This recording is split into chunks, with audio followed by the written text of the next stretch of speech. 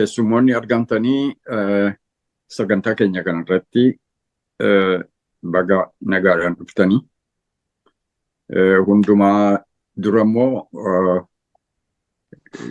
Dr. Hambisaa fi Dr. Daani'eel haaromsa gadaa kana sagantaan ni qabu irratti yeroo hundumaa nan dadhabeetu hin jedhiin gargaarsa guddaa nu gochaa jirtanii fi baay'ee isin galateeffanna.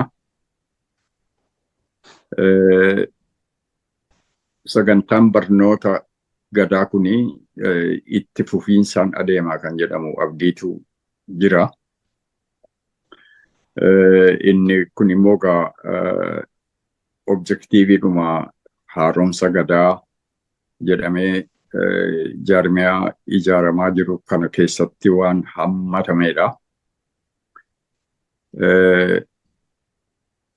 Uummati tokko wal'aansoo tokko keessa si'a seenuu wal'aansootti seenuu dura waan itti wal'aansoo qabuuf sana akeeka isaa sana beekuu qaba.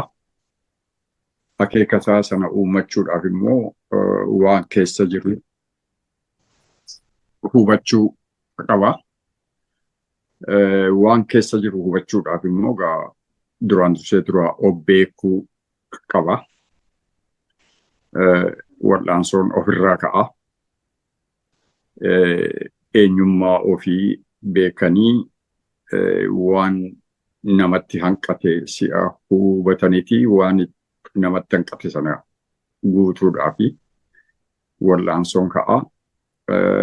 Kanaaf wal'aansoo keessatti of beekuun, of baruun, hundee ofii hubachuun, hundee ofii irratti hundaa'anii immoo waan keessa jiranii tilmaamuun, waan keessa jiran kan immoo ilaalanii akkamittiin akeeka jiru iddoodhaan ga'uun danda'ama kan jedhus kana hundumaa walitti qabanii ilaaluudhaa fi duraan dursee dura of beekuudha jechuudha. Kanaaf haaromsi gadaa egaa Oromoon akka of baru seenaansaa hammam guddaa ta'uusaa seenaasaa kanarratti hundaa'ee immoo gara fuulduraatti seenaa kan biraa uumuudhaaf seeraa kan biraa ijaaruudhaaf akkamittiin adeemuu akka qabu kanarratti mari'achuun barbaachisaa waan ta'eefiti waan haaromsi gadaa kun ka'ee haaromsa gadaa kana jalatti immoo sagantaan barnoota gadaa kun ijaaramee jechaadha. Sagantaan adda addaa yeroo adda addaatti dhiyaateera. Gara fuulduraattis baay'eetu dhiyaata. Amma kan har'aadhaa kuni egaa kalaandara Oromoo irratti kan xiyyeeffatudha. Kan irrattis immoo obbo Jaatanii Didaa nu dhiyeessu. Obbo Jaataniin eenyu kan jedhu egaa Piroofeesar Dajaneetu nutti hima. Piroofeesar Dajanee mataan isaanii immoo eenyu kan jedhu immoo deebisuudhaafi Dr. Daani'eelitti isin dabarsaa. Isaan egaa Piroofeesar Dajanee jiwwan nu barsiisuu jechaadha. Ulfaadha. Profeesar Dajanee Gammachuu Caalaa yeroo ammaa Profeesarii barsiisaa fi qorataa Yuunivarsiitii Jimmaa Profeesarii guutuudha. Kolleejjii Saayinsii Hawaasaaf Namoomaa yookaan Social Sciences and Humanity muummee barumsa Anthropology yookaan Social Anthropology Profeesar Dajaneen digirii jalqabaa kan baratan Yuunivarsiitii Finfinneetti. degree isaanii kan jalqabaa falaasamaan fudhatan, degree isaanii lammaffaa immoo achuma social anthropology-dhaan fudhatanii achumatti degree sadaffaa yookaan PhD isaanii social anthropology-dhaan kan baratan immoo University Martin Luther German iddoo Haalee jedhamutti Saalee Wittenberg Germaniitti fudhatanii Professor Dajaneen hojii kan jalqaban Damdollootti barsiisummaa mana barumsaa sadarkaa lammaffaatiini. Lammaffaa irratti mana barumsaa sadarkaa lammaffaa Naqamteetti barsiisan, achiin booda dhaabbata leenjii barsiisotaa sadarkaa tokkoffaa kan ture Teachers Training Institute Naqamtee hojjetanii.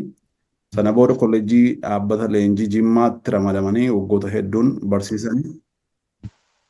Professor Dajaneen qorataa riisarchii joornaalii addunyaa irratti beekamanii fi kan Itoophiyaa keessatti beekaman irratti 35 ol maxxansanii jiranii. Egaan hayyuu Oromooti baga nagaan dhuftanii Professor Dajanee itti darbaa. Baay'ee galatoomaa isiniin jedhaa horaa bulaa dheebana. Akkuma amma dhageessan egaa maqaan koo Dajanee Gammachuu Caalaati. Waan biraa keessan deebi'u obbo Jaataniin eenyu kan jedhuun gabaabsetuma sin barsiisuu yaalaa baay'een keessanii beektuuni garuu immoo warra tarii isan beekneef Jaataniin eenyu kan jedhuun ibsuu yaala. Jaatanii Diidaa Haroo jedhama. Jaatanii Diidaa kun dhalataadhuma Booranaati. Booranatti dhalatee Booranatti nama guddatedha. Jaataniin barsiisummaadhaaniin gama tokkoon aadaa Booranaa keessatti dhalatee guddachuun isaayyuu iddoo mana barumsaati. Manni barumsaa guddaan argaa dhageetti irraa inni barate akkuma jirtu ta'ee mana barumsaatti formal education isa jennu kana digrii jalqabaa seenaadhaan qaba. Digrii lammaffaa immoo urban management dhaan qaba. Yeroo dheeraa Boorana keessatti immoo barumsa gama mana barumsaatiin barate digriiwwan kana barateen alatti argaa dhageetti irratti barachaa guddate, barachaa ittiin jiraate, ittiin hojjete. Namni kun aadaaf turizimii keessa waggoota hedduu nama hojjetedha. Aadaaf turizimii zoonii Booranaa irratti itti gaafatamummaadhaaniin dura itoo itti gaafatamaan ta'in ekspertiis ta'ee hedduu hojjeteera. Kanaaf namni kun aadaa kana keessatti dhalatee guddatee ittiin hojjetee ittiin baratee ittiin barsiisaa nama turedha. Kanumarraa ka'ee kitaabolee 5 barreesseera. Amma kan harka isaa jiru kan hin xumurin fuulduraaf hin xumurama jennee kan yaadnu gara kitaabolee 10 hojjechaati kan inni jiru. Artikiloota anuma wajjiniin iyyuun kan maxxanse qaba. Jaatanii kan hin beeku ani gaafa ni diploomaa barachuudhaafiif kolleejjii barsiisotaa Jimmaa ani tun achitti barsiisaa jiru dhufeedha. Sanaan booda immoo PhD koo kan inni hojjedhe anumtuyyuun Boorana irratti PhD koo hojjedhe. Sanaan booddee artikiloota adda addaas maxxanseera. Isa keessaa amma kan 35 jedhame 35 oli amma yeroo ammaa gara 40 wayii ga'eera. Almost gidduu kanayyuu baay'eetu ba'e. Kanaaf isa keessaa tokko Jaatanii wajjiniin maxxanseera. Jaatanii wajjiniin hojjedheera jechuudhaan humtu. Jaataniin kitaabolii kanaan addattis OBN wajjin, OBS wajjin, ETV wajjin hojii garaagaraa hojjeteera. Waan aadaa irratti xiyyeeffatan sagantaawwan garaagaraa gara 26 kan ta'an walumaa gala isaa jechuu kooti. TVdhaan kan darbe, TVwwan kanaan kan darbe hojjeteera. Kanaaf jaataniin aadaa Oromoo naannoo kanaatiin sadarkaa olaanaarra jira jedhamee kan yaadamu kan jirudha yeroo ammaa kana. Jireenya fi barumsaniin kan walitti qindeessee yeroo ammaa kana amma jaatanii kana aadaa kana qabatee jiru nama biraa maqaa dha'uu hin danda'ani. Ani Boorana aga nam tokko ani achitti dhaladhee hin guddanne shawaa kanatti dhaladhee guddadhee nan dhaqee achitti yeroo dheeraa fiildi irra ture sanaan boodas deddeebi'ee argeera namoota baay'ee kan akka Dr. Borbor Bulee Faallee beeka Tisiqeenyaan beeka. Yeroo ammaa kana tokkoffaarra eenyu namni waa gaafatamuu maluu fi namni barumsa fi hubannoo barumsaas dabalatee jechuudha. Hojii qorannoos dabalatee eenyu jedhan nam tokkoffaan anaaf yeroo ammaa kana jaatanii Diidaa Harooti. Kanaaf jaataniin anaaf Piroofeesara aadaa Booranaa jedheen waama. Anaaf jaataniin Piroofeesara aadaa Booranaa akkuma Professor of Social Anthropology naan jettan kana I can say in jaataniin Piroofeesara aadaa Booranaati. Umtuu wanti isaaf tokko hin jiru. Waa hedduu ammallee qorachaa jira, ammallee barsiisaa jira, ammallee barachaa jira.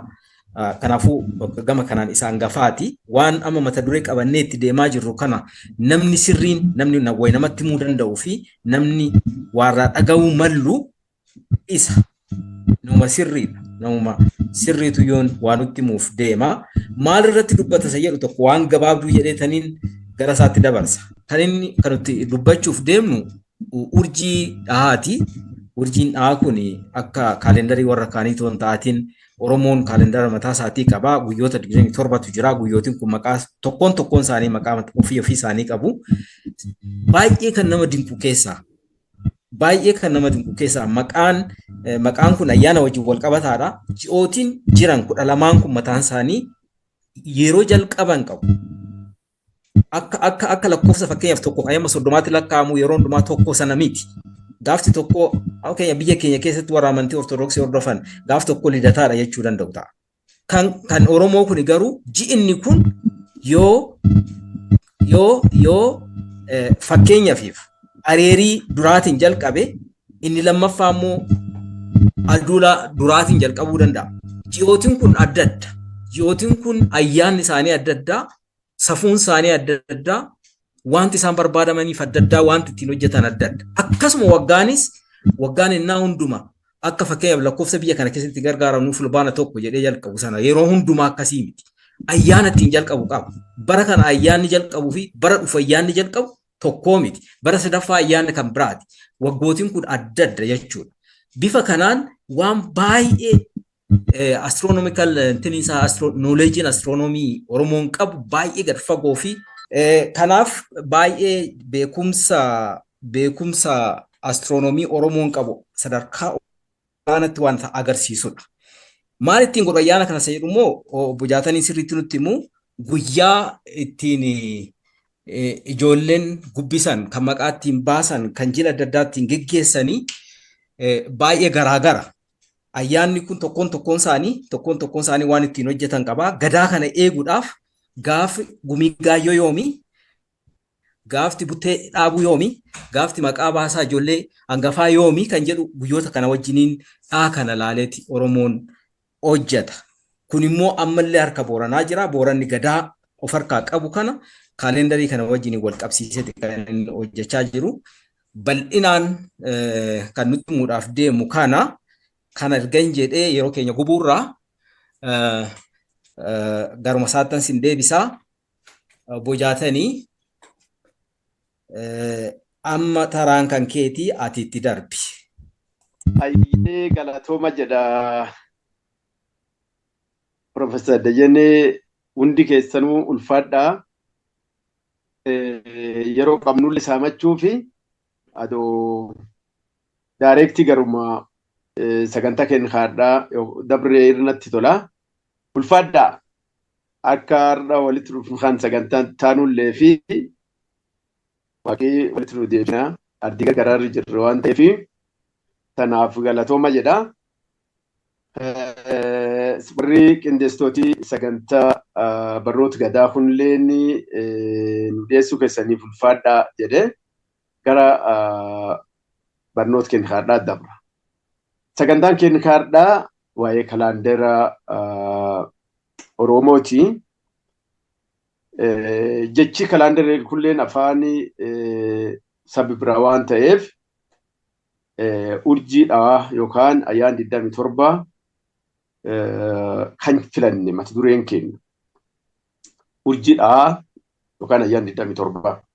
Yoo ayyaan 27 inni kanallee hiikaan ayyaan jedhu kun waan gargaraa qaba. Hiika gargaraa qaba. Ayyaan waggaa jedheetu ayyaan gargaraa kan kabajatan waan gargaraatiif kan kabajatan jechi ayyaan jedhu wal fakkaata. Ayyaan 27 keenya kun immoo hiikaan isaa inni guddaan ayyaan 27 jechuun guyyaa 27 jechuudha. Guyyaa 27. Guyyaan 27 kuniin maqaan isaa, aadaan isaa, seenaan isaa, safuun isaa waan gargaraa of keessaa qaba. Beekumsi gargaraa of keessaa qaba. Beekumsuun keessaa kalaandarii is tokko jechuudha. Kalaandarii is tokko. Akkuma Profeesar Dajanee jirkana ijoollee maqaa baasuuf ayyaan kan laallatan, duruu fuudhuuf ayyaan kan laallatan, aadaa jilaa kan sirni gadaa geggeessuuf ayyaan kan laallatan, ayyaan jilqabu, ayyaan fuudhaaf tolu, ayyaan ijoollee maqaa baasuuf eebbaaf tolu waan gargaraatti kee jiru waan ta'eef kanaaf filatan. Waan ta'eef beekumsi ayyaana 27 kun karaa biraatiin falaasama gurguddaa Oromooti.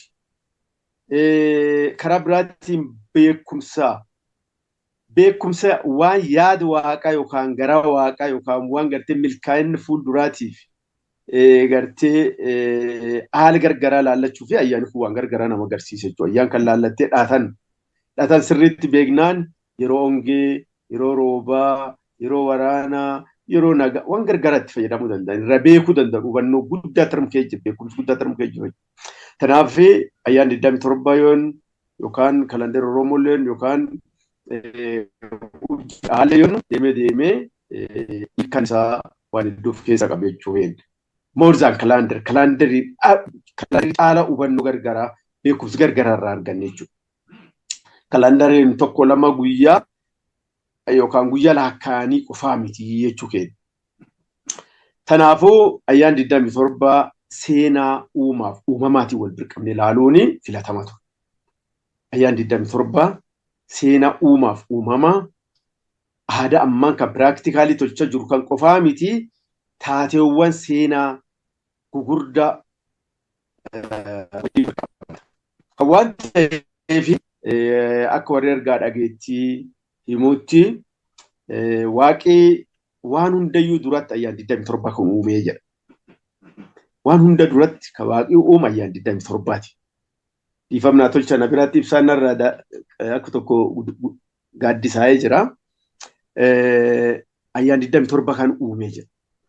Ayyaan 27 kan yoo uumu jechuun keenya akka ittiin ibsan maal uumaaf uumama laf kan irratti uumuuf dursee akka waan pilaan waa gartee taayimteebilii baafateetti.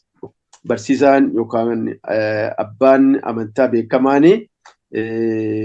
abba diidaa kanallee kan guddisee isaa naannoo keenya kan beekumsi guddaan jedhe waan baay'ee barreessee this plan of conception jedhe. Pilaanii uumamaaf waaqii keewwatee jedhetti kasiikaa dhugumaa pilaan yookaan sagantaa waaqii uumamaaf baafatee. Kanaaf yoo sana agarta namteebilii kan irratti ayyaan 27 kan maqaan isaa 17 teebilii kan irratti agarsiisa jechuudha. Teebilii ammaan mul'atu kan irratti ayyaan 27 mul'ata.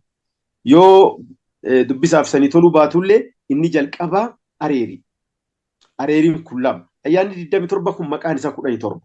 Maal jennaan ayyaanni garii lama, ayyaanni garii sadii, ayyaanni garii tokko waan ta'eef ayyaan 27 maqaan isaa 17 jedhe. Fakkeenyaaf ayyaanni areerii, adulaa, bitaa, basaa ayyaanni kun afran lama waan ta'eef 8 keessa qaba. 8 keessa qaba. Ayyaan garbaa, ayyaan maganatti, ayyaan salbaana, ayyaanni kun 3 keessa qabaaf 9. 9 fi 8 walitti 17 ayyaanni ragadaf kan tokko waan ta'eef kudhanii walii 27 akkasii dhufe jechuudha. Tartiibii ayyaan kana ka uumaaf uumama areerii irra jalqabee areeriin ayyaan jalqaba ruudii ayyaan uumaa jechuudha. Akkuma tibili kan irraa agartan ruudii is uumaati. Gam uumaaf uumamaati yoo deemnu erga ayyaan 27 keeyyate waaqni ayyaan 27 kaa'ennaan itti aansee baatiitu uumame. Ardhallee baatiin ji kanaa guyyaa ayyaan kamii argamtedha. Ayyaanattu dursaaf akkas. Baatiin ji kam argamte. Uumaaf uumamallee arda baatii laakkaat malee biiftuun laakkaat. Namilleen baatii haganaa tureetiin dhala. Horiin loon baatii haganaa tureen dhalan arbii baatii haganaa tureen baatii laakkaa uumaan ardhallee. Kanaaf ayyaan 27 aansee waaqni baatii uumee jedha.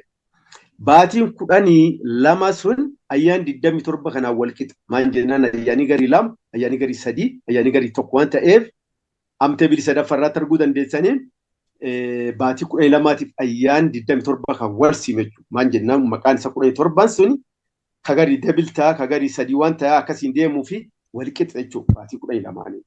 Kan waan ta'eef ayyaanis jalqaba areerii duraatiif areerii bal'oo jedhee lafaatti uumamee jira. Ardhallee ayyaana 27 hangafi areerii ji 12 inni jalqaba abraasaa baatiin isaa hagarra kan argamtu guyyaa ayyaan areerii kan argamtu. Baatiin abraasaatti aantu immoo ayyaan areerii kanaatti aanu ayyaan adulaa argamti. Ayyaani adulaa ayyaan baatiin ammajjii argamti. Eegii ayyaan uume baatii sadaffarratti laf uume. Sadii waaqatti ergati jedhe. Lafti uuma waaqaa akkisiin baattuuf waaqii gartee lafti baattoo jedhe waan hundaa hin baatu. Akkisiin waan hunda baattuuf waaqii akkasitti uumee jedha guyyaa ayyaan areerii kan. Akka hangafamma Profeesar Dajaneen Jargee ijoollee maqaa baas hangaf guyyaa ayyaan areerii kan maqaa baasan. Maan jennaan mucaa hangafa galmi ijaaranii galmi guyyaa ayyaan areerii kan lafaa dhaaban. Guyyaa ayyaan areerii kan. Muku waaqii durii gaaf laftan uumu muku dhaddachi jedhaniin dongori jedhu booranii. Dhaddachi dongoraa lafa jedhe.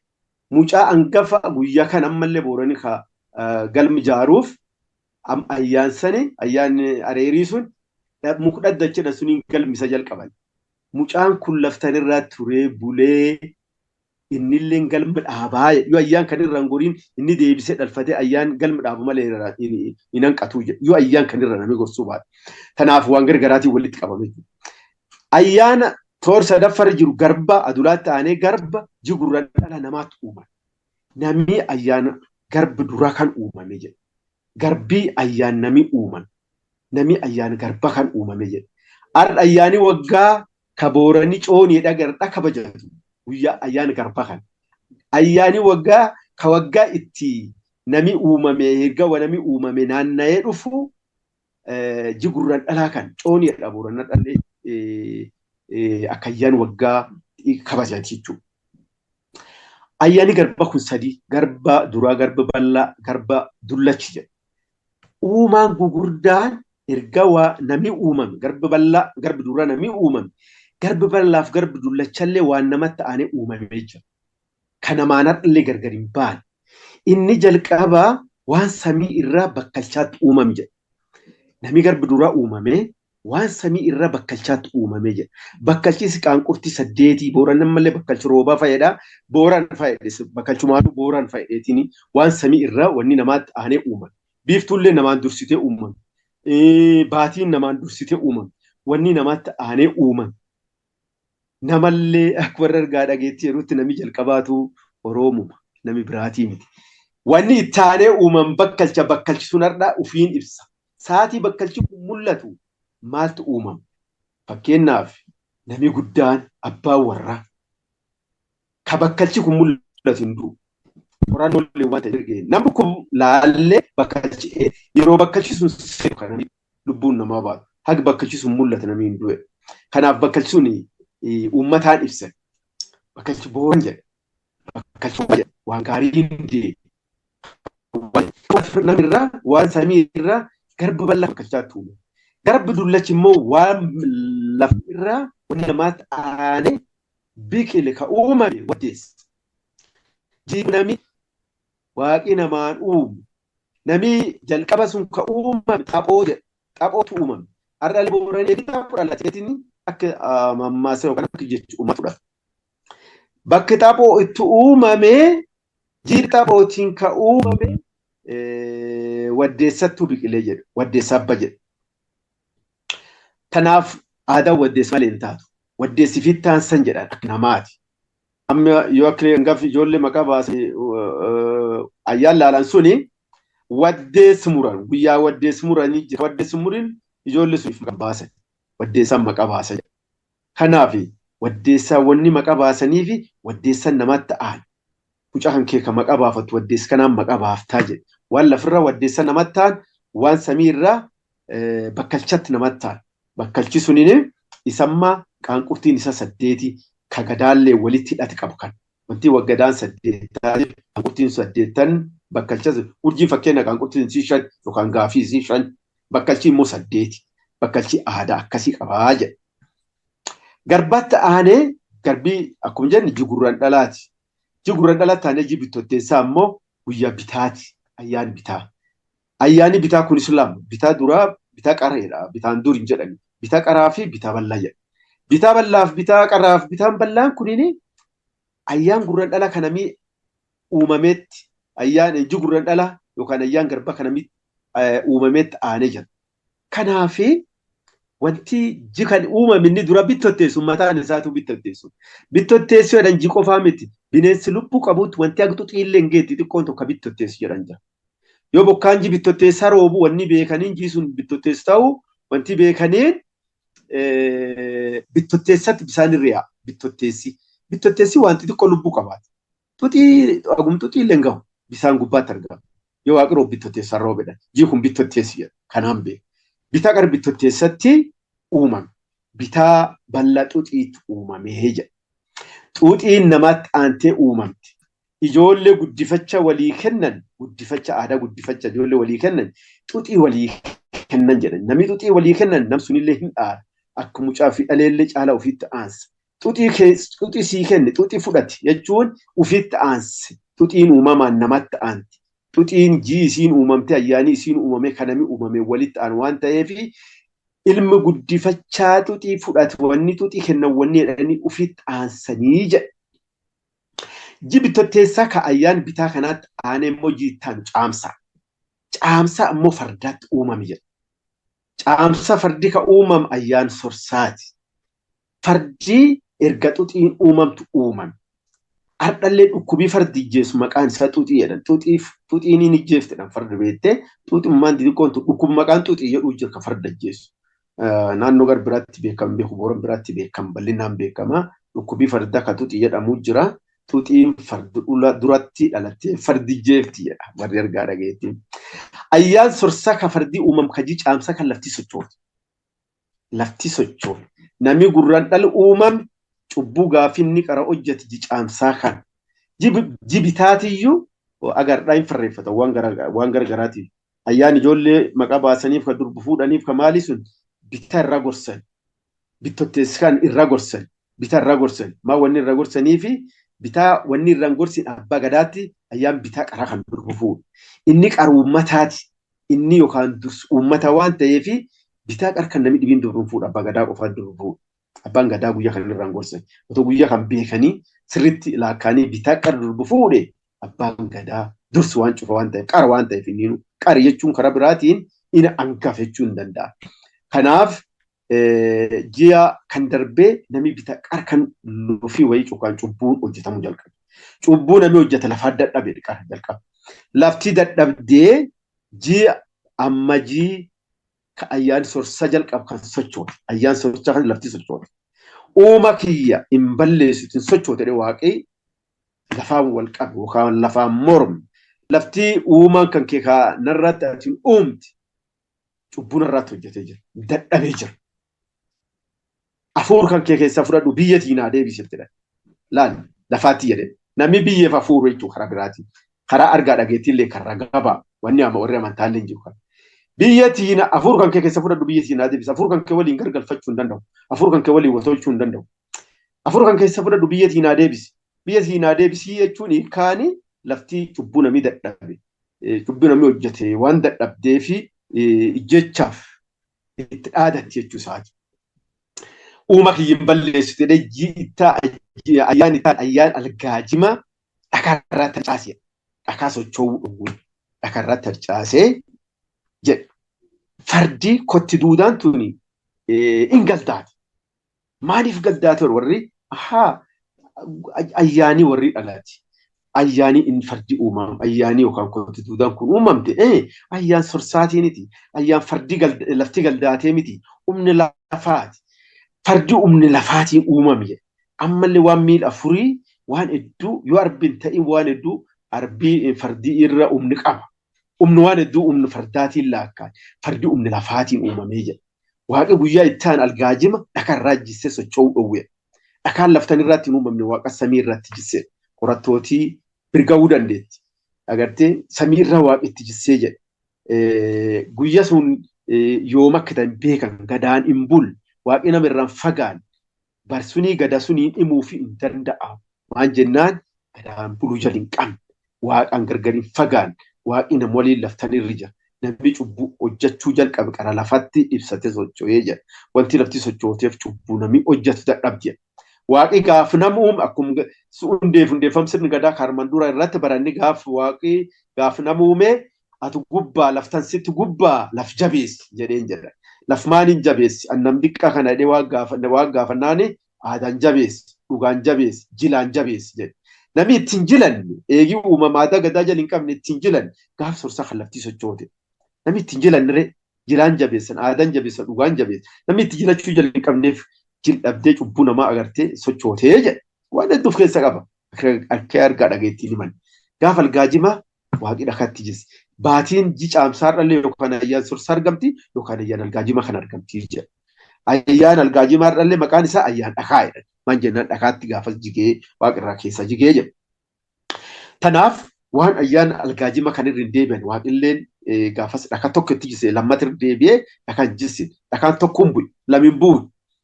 Kanaaf waan algaajimaa irra hin deebi'anii jedheetiin ammallee jaarsi gadaamojii kan mataa buufate. Aadaa gadaamojii irra hin deebi'an waan ta'eef yoo inni du'ellee waan aadaa nama beektochan hunda guyyaa ayyaan gadaamojii kan soodduu haadhaa soodduu abbaa irratti guyyaani awwaal abbaa irratti awwaal haadhaa irratti guyyaan soodduu dhaabatu guyyaa ayyaan algaajima kan laalanii abbaa irratti soodduu dhaabatu guyyaan soodduun dhakaa waan ta'e guyyaan dhakaa waan ta'eefi guyya sun waan ta'eef abbaa guyyaan soodduu irraa dhaabatan haadha guyyaan soodduu irraa dhaabatan guyyaa ayyaan algaajima kan jechuudha.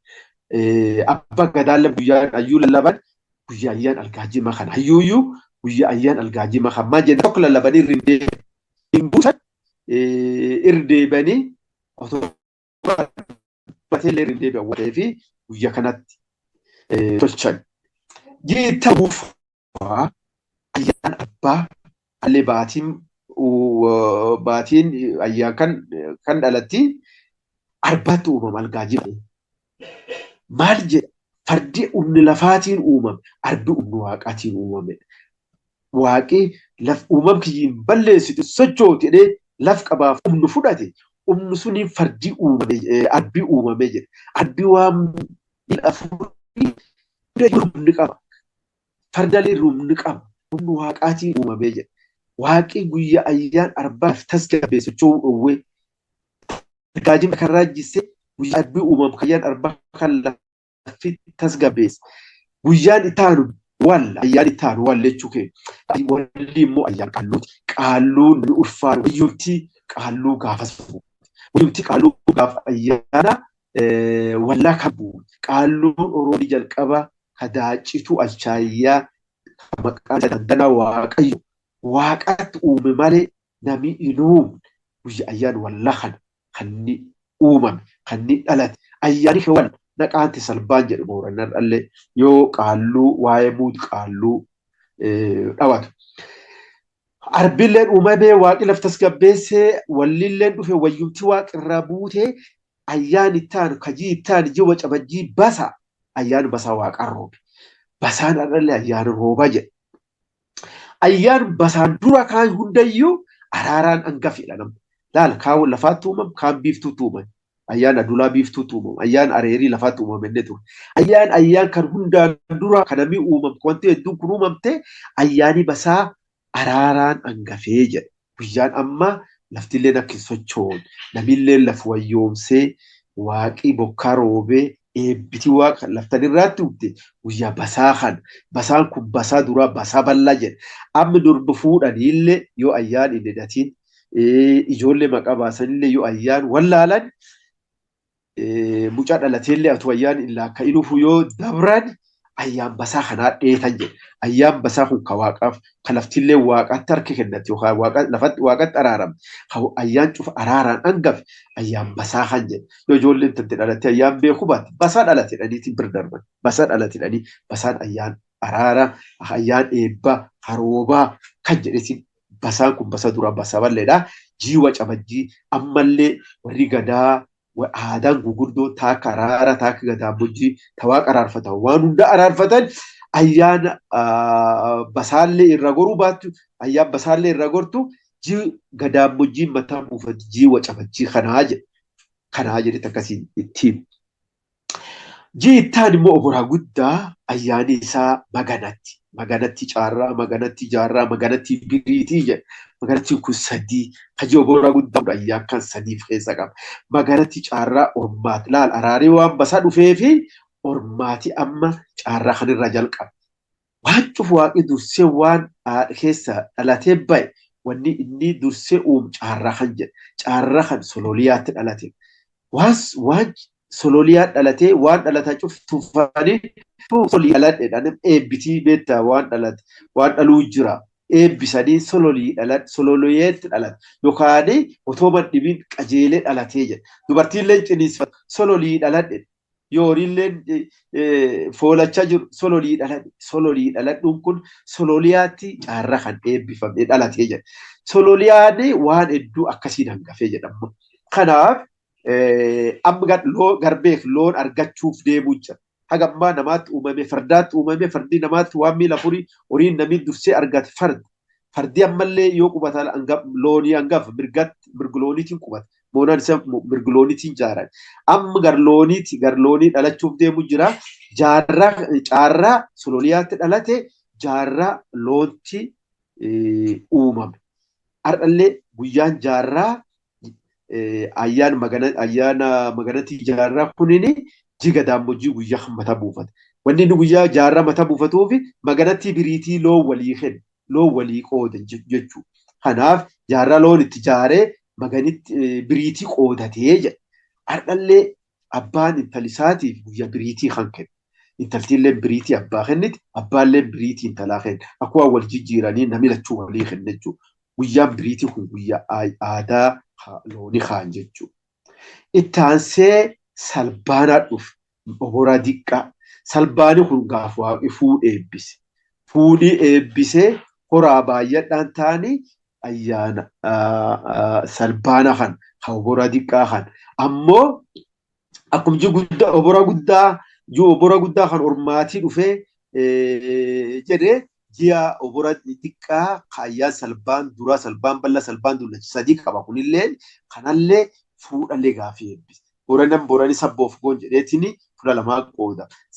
Sabbaaqi goonaati gaafii sabboo sabbaaqee laal sabbaaqee jechuun sabbaaqee goon irra bahee fuula lamaa qoodame guyyaa kanaa jedhe.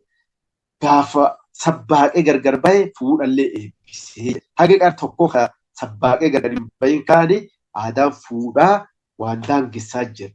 Garamii fuudha. Amma booranii fakkeenya sabboo goonaaf fuudha. Oromoon yeroo hedduu gosa wal fuudhu jira, gosa wal hin fuune jira jechuudha. Qomoo gurguddootaan akkasii qoodama. Booranii sabboof goona fuudhii sabboof goona wal fuudha. Sabbu gaafii inni sabbaaqee gargar bahe. Sabbi sabbaaqee jedhee waaqatti eebbisee sabbi sabbaaqsee sabbaaqee tolcheessuun sabbaaqee jechuun gartee waan wal kee jira. Kagartee gargar bahe jechuudha karaa biraatiin. Kanaaf ayyaan salbaanaa kana. Ayyaan salbaanaa kanallee immoo hajji obora guddaa xiqqaa kanallee jalluun dhufe. Ormaatii ji'a obora guddaa eebbisan. Horiin horuu jalqabe. Waan hundoo horuu jalqabe. Obora guddaa kanam jalluun dhufe. Jalluun dhufe obora xiqqaa kana. Maan namaa jallate. Nami jallatee agartee jalluu nama kan turii gaafa jicaamsaa hayyaan sosaa lafti dadhabde. obora diqqa kanam immoo waaqilleeni dallanfate. Waaqilleeni itti dhagaamte. Nama jallata. Gaaf lafti sochootee langamisa bahe. Inni ammallee deebisee jallata jedhee obora diqqa kanaa hasalbaana kana jalluun dhufte. Jalluun dhufte. Agartee kanaafi jiittaanu birra ta'e amma. Jiittaanu birra ta'e. Waan jiittaan birra ta'eefi maqaan birraa jedhu kunuyyuu loon laali gaaf duraan argatan kaanii gaaf ayyaani birraa gaaf ji birraa ayyaani isa gardaadummaa isa mi'oote wanni irratti olaalte gardaadummaa suni loon gafarsaanii alaa deebi'an. Loon gafarsaan gafarsaanii ayyaani ta'an sonsiinuu iyyummaa dhufe. Agarraa iyyeessi ayyaani iyyeessi iyyummaa sonsi kan jedhe nam sonsi dhalatuullee hin fedhu. Nam sonsi du'eeyyuu hin fedhan. Sonsi kunini guyyaa hamaa. Laali gardaadum gafarsaan loon kan waaqii kan gafarsaanii alaa deebi'an. Haqar waaqii namaaf kennee ormaatii jalqabe obora guddarra ormaatii jalqabe eegi sololiyaan dhalatee sololii dhaladhe waan cufaan eebbise maan ta'anii gafarsi ta'an. Gafarsi loon qadhabaan dhaan jedhan. Qadhabaan dubartiin dhoofnaan arrallee booranii qadhabaadhaan gartee muka akkam tarsaasanii yoo ibiddifa keessa wayiin fuudhan qadhaba suni loon hin dhawarrallee booranii. Aadaaniti. Loon qadhabaan dhoofnaan gafarsaanii alaa deebi'an jedhan. Loon gafarsaanii namni akka duwwa'aaf. Laal jii birraa kunin namni qooti obora diqqa jallatee fi birra waaqillee ni dallanfata. Birra jechuun waaqa birreeffatan. Waaqa shakkan. Waaqa akka durii namaan taphatu. Sadeeq waliin dhaatan. Hawaan cuf barsiisu. Waan amman gafreefu yen harga dhageettii kana hasamiitanirra hawaan gaaf namii hin dhalatinu haayyaan 27 haareerii haadulaa kanamii hin dhalatinu sun cuf waaqan nan barsiisa. Warri waaqii barsiisuni booranii warshan kanneen maqaa dha'u. Warshana sun keessa sanyii warsuni ta warra sadii argadhee jira. Argadhee mee waan ayyaana kanatti madee na barsiisanii jira. Warri umurii gaangee haana urji. Warra na urji ha urji waliin dhalate jechuudha. Warri qilxateerraji. Warra godaana waan gaa'edha. Warri kun cufaarrallee yoo ati qomoo isaanii maqaa dhooftu ayyaantu manii isaaniitu iyyuu. Ayyaantu. Amlaan gosa gaafattee balbal gaafattee miiloo mogoleessa ati gaafattu keessatti ayyaantu jedhan. Ayyaantu jedhaniitiin warra kaan irraa addisiiftuu taasisan. Isaanuu deebisan ayyaantu. Maan jennaan ayyaan hawaaqee barsiisee jedha. Warra shanan sun keessa warra sadii argadhee dubbisee jira. Warra lama gardha biriin ga'e. Warra lama agarra biriin ga'e. Argachuu dadhabee tanaaf argachuu hin dandeenye. Tanaaf guyyaa gaafii birratanii waaqa birratan guyyaa jibirraa kan halooleen gafarsaanii alaa deeman hayyumtiitti dhufu hanni waaqallee birreeffate. Tanaaf erga gaafasii waaqi sodaatan malee jaalaltii namaaf waaqa jidduu jirtu hin jirtu.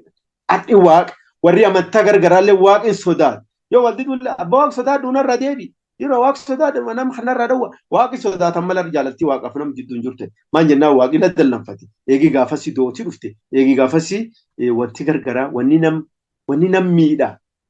Muki qoraattii qabu. Wanti hadhaa bineensi ilkaan jalaa gubbaa qabu artiyasi uumamuu jalqaba. Wanti qaban loon gafarsaanii deebi'anii jira. Iyyumtii dhuftee jira. Jiittaanuu laali kan birraa ta'anii ciqqaa. Jii ciqqaa suniyyuu dootiinuu dhufte. Namni qaraduu doyi duyee waan inni tan beekan akka waan ciisee rafee hawwididee dootii dhuftee hin beeku. Namni gaafatanii jiru argaa dhageettiin hin jiru. Waaqee durii waan cuuf nam barsiisu dallanfate namaan dubbiti namayyuu irra fagaate nami muddame cinqame jiitaanu namni dukunu gaaf birraa birreeffate ciqqaan cinqiiti jidootii dhufte hardhallee booran biraatti dubrin fuudhan ijoollee maqaan baasan gadaan hin jiran.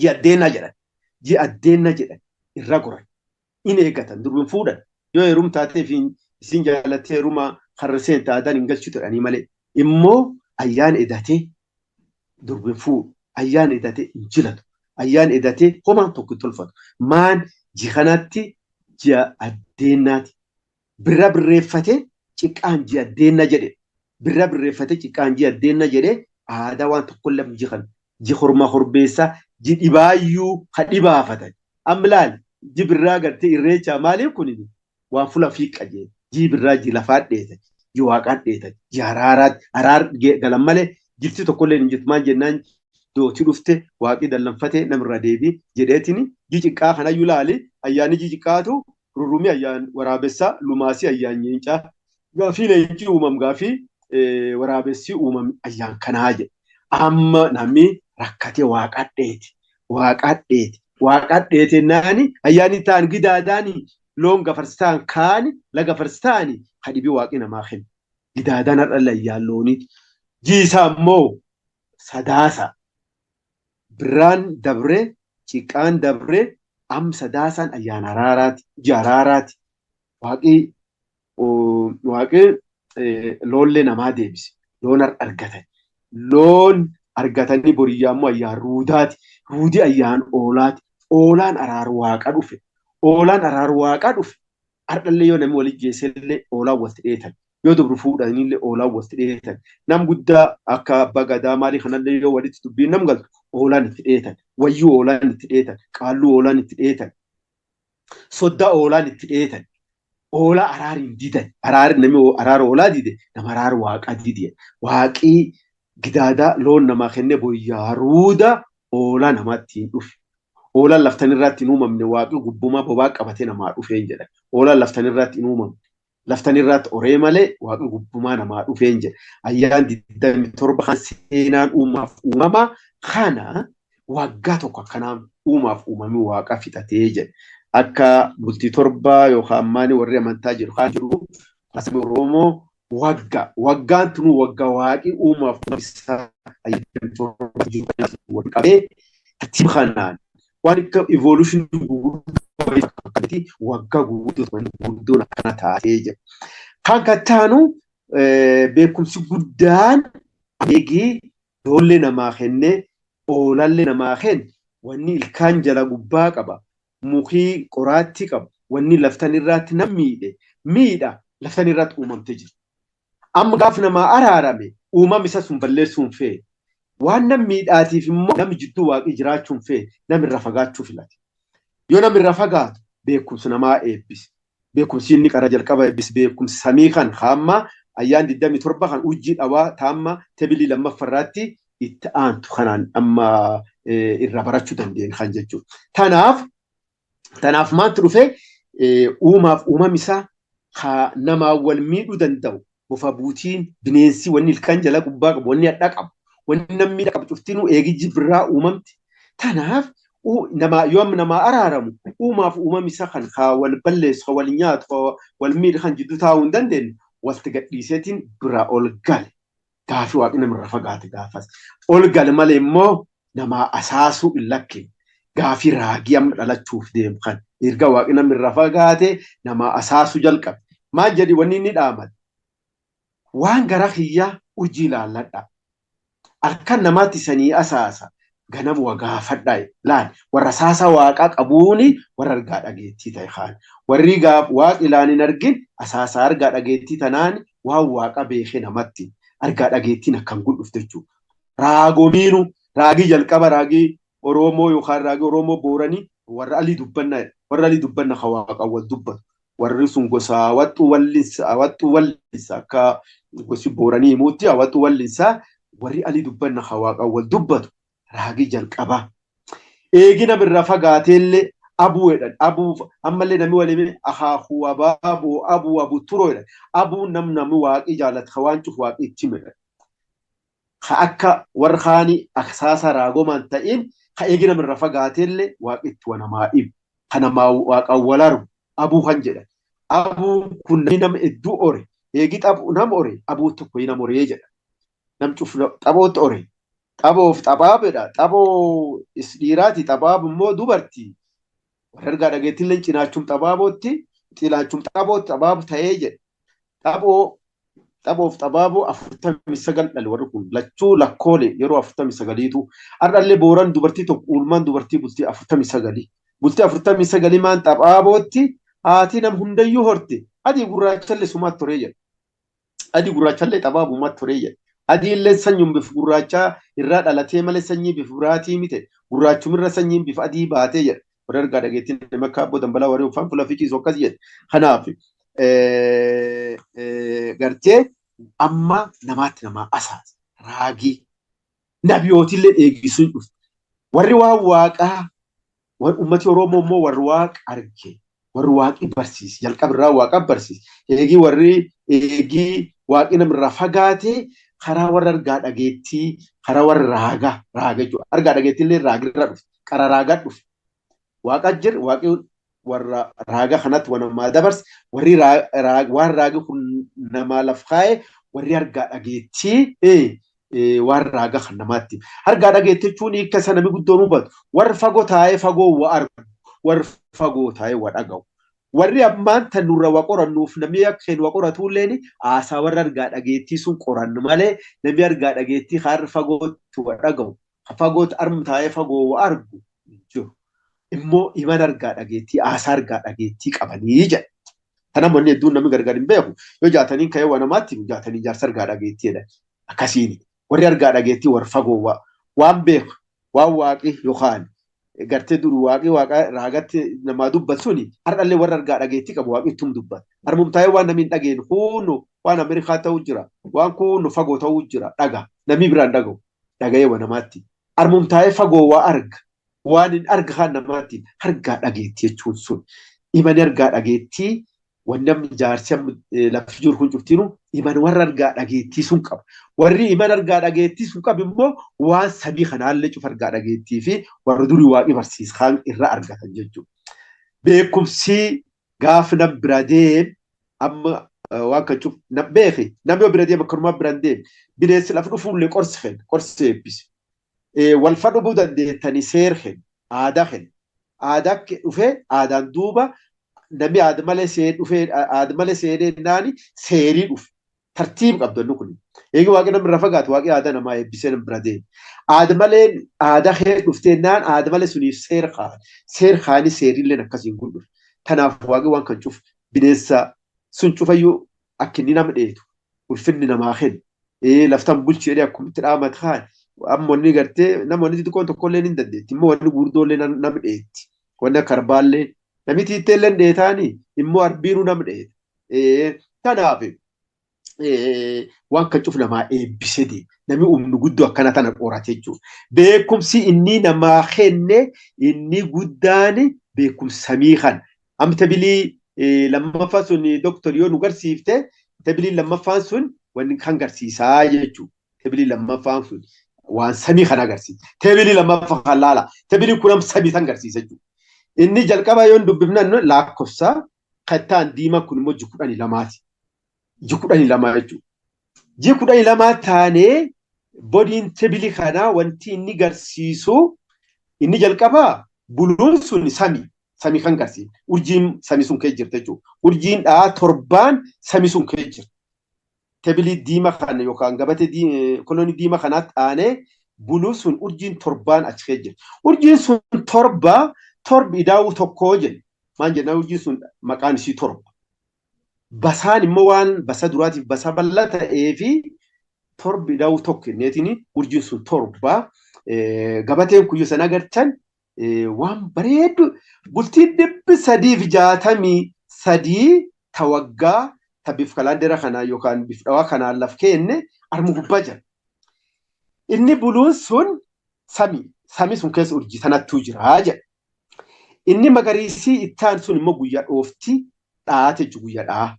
Amma bittottees tokkorra jalqabna akka tasaa guyyaa dhooftii baatuu jedha. Guyyaa dhooftii baatu. Dhooftii birra deebitee bittottees baatii jedha. Inni magariisii sun guyyaa dhawaati. Magariisii sun bittotteessi tokko magariisii wanni gooneef dhawaaf magariis goon malee yeroo sun yeroo addeessaati. Gabatee keessatti kattaanu kaa buluu ta'ee buluu bisaanii qabsuun yeroo addeessaa jechuudha. Yeroo addeessaa bittotteessirra jalqabee akkuma sana agartan caamsaanu sadaffarraatti gartee sorsi irratti baatiin argata. Sorsi irraa baatii argata kaan hundinuu yeroo dukkanaati jechuudha bittotteessaa caamsaafuu. Caamsaan yeroo sorsa argata. Bittotteessi immoo urjii lamiyyeedhaan kaan argata.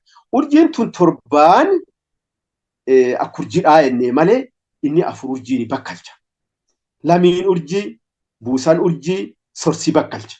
Bakkalchi dheeraa sorsa Mee namni akka abbaa diidaa kan fa'aan namni akka darbii kun fa'aan hin beekti ijoollee baadiyyaatti walumaan guddanne. Bakkachi dheeraa sorsaa dheertuu mudhii sorsaa dubartii babbareedduu yoo ittiin faarsani bakkachi dheeraa sorsaa jedhan. Sorsa kaayyaan fardaa kaani beek bakkachi maqaan isaatu immoo sorsaa jira. Ayyaanallee sorsii kanuma jechuudha. Lamiin guyyaa bitaa qaraati. Buusan guyyaa bitaa bal'aati. Ayyaana yoo wal birqabne deemu. Sorsi guyyum ayyaan sorsaati. Algaajimii guyyum ayyaan algaajimaati. Arbigaaduun guyyaa ayyaan arbaati. Walli guyyum ayyaan wallaati. Basaa duraa basa bal'aa guyyum ayyaana sun jechuudha. Waliin deemu. Inni urjii jennu kunini urjiillee of keessa qabaa ayyaanallee guyyum sun. Fakkeenyaaf lamiin akka jenne guyyaa bitaa qaraati. Bitotteessi tokko bitaa qara. Shakkiin qabu. Ji 12 keessa kagaa guyyaa baatiin tokko bitotteessi tokko jechuun guyyaa baatii tokko ka guyyaa baatii tokko urjii lamii walitti dhufu bitotteessi qofa. Bitotteessi qofa. Ji waggaa keessa ka guyyaa baatiin tokko sorsaan walitti dhufu ji caamsaa qofa. Akkam lakkoofsa lammaffaa irratti bitotteessaatti aanee ka guyyaan baatiin tokko ayyaan sorsaa yookaan bakka sorsaa suniin dhooftii walitti dhuftu ayyaana caamsaa qofa kanaan gargar baafatan. Amma gabate kan beekuuf tokko urjii kan torbaan teessumisiitiif maqaa isiitii fi akkisiin jirtu bifisiituu beekuu waan tokko. Inni lammaffaan urjii tanaaf ayyaanii waliin deemuun beekumsa guddaa tokko.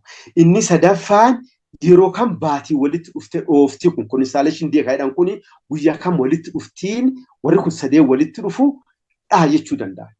Jechuun ayyaan urjii sun baatii warri kun sadeen walitti dhufu guyyaa ayyaani kun kan dhahee jedhan kanaaf waliin deemaa jechuudha. Akkuma ittaanu caamsaa irraa jalqabee G5 cuftiin dukkan. G5 dukkan jechuun addeessaaf baatiin samii kan irraa waliin agarra. Caamsaa gobora diqqaa kaam dukkan DUK kan kun dukkan jechuu ka'e gabaabsineeti akka gabatee nu qabatu jennee. Innam gurraacha kun yeroo dukkanaati. Yeroo dukkanaa kana baatii fi urjiin tun samii kan irraa waliin argatu. Yeroo dukkanaa keessa walitti dhufan jechuudha. Dukkan keessa walitti waan dhufaniif caamsaan tokko jedhee sorsi jalqabee caamsaan dhufee dukkantii dhuftee gaaf dukkan 26 lamii argate jechuudha. Lamii kaayyaan bitaa qara lamii argataa jechuu keenya. Akkuma kolorii kan jajjir kana lamii argataa jechuu keenya.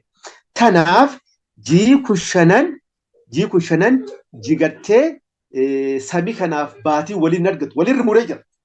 Ayyaan bitotteessaa dhooftiin baatii jechuun urjii fi baatii waliin argatu. Samii kan irratti yeroo addeessaa waliin argatu. Yeroo dukkanaa wal argatu.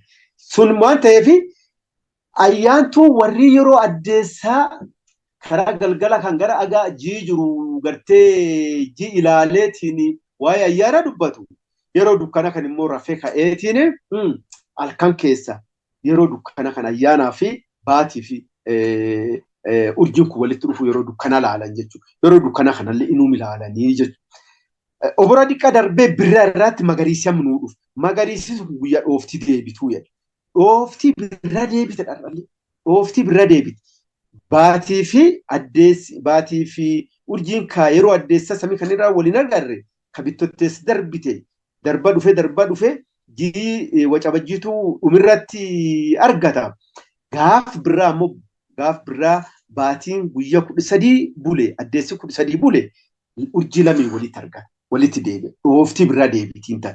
Dhooftii birra deebite kaayyoo birra deebituu akka isiin jirtu teessumtii isii amma magariisum lammaffaa kan irraa jalqabee birraa ciqqaa sadaasa abraasa ammajiif gurradhal akki jennu kana akkanaan kaa'amaa jedhe. Kanaaf amma barreeffama jalarratti amma akkuma gartan kana gartee 7 specific stars or constellation day jennee akkuma asii kenna kana guyyaadhaa akka inni ilaalanii kan. Kanaaf urjiin dhahatun gabateen kun walumaa galatti bultii 363 garsiisa.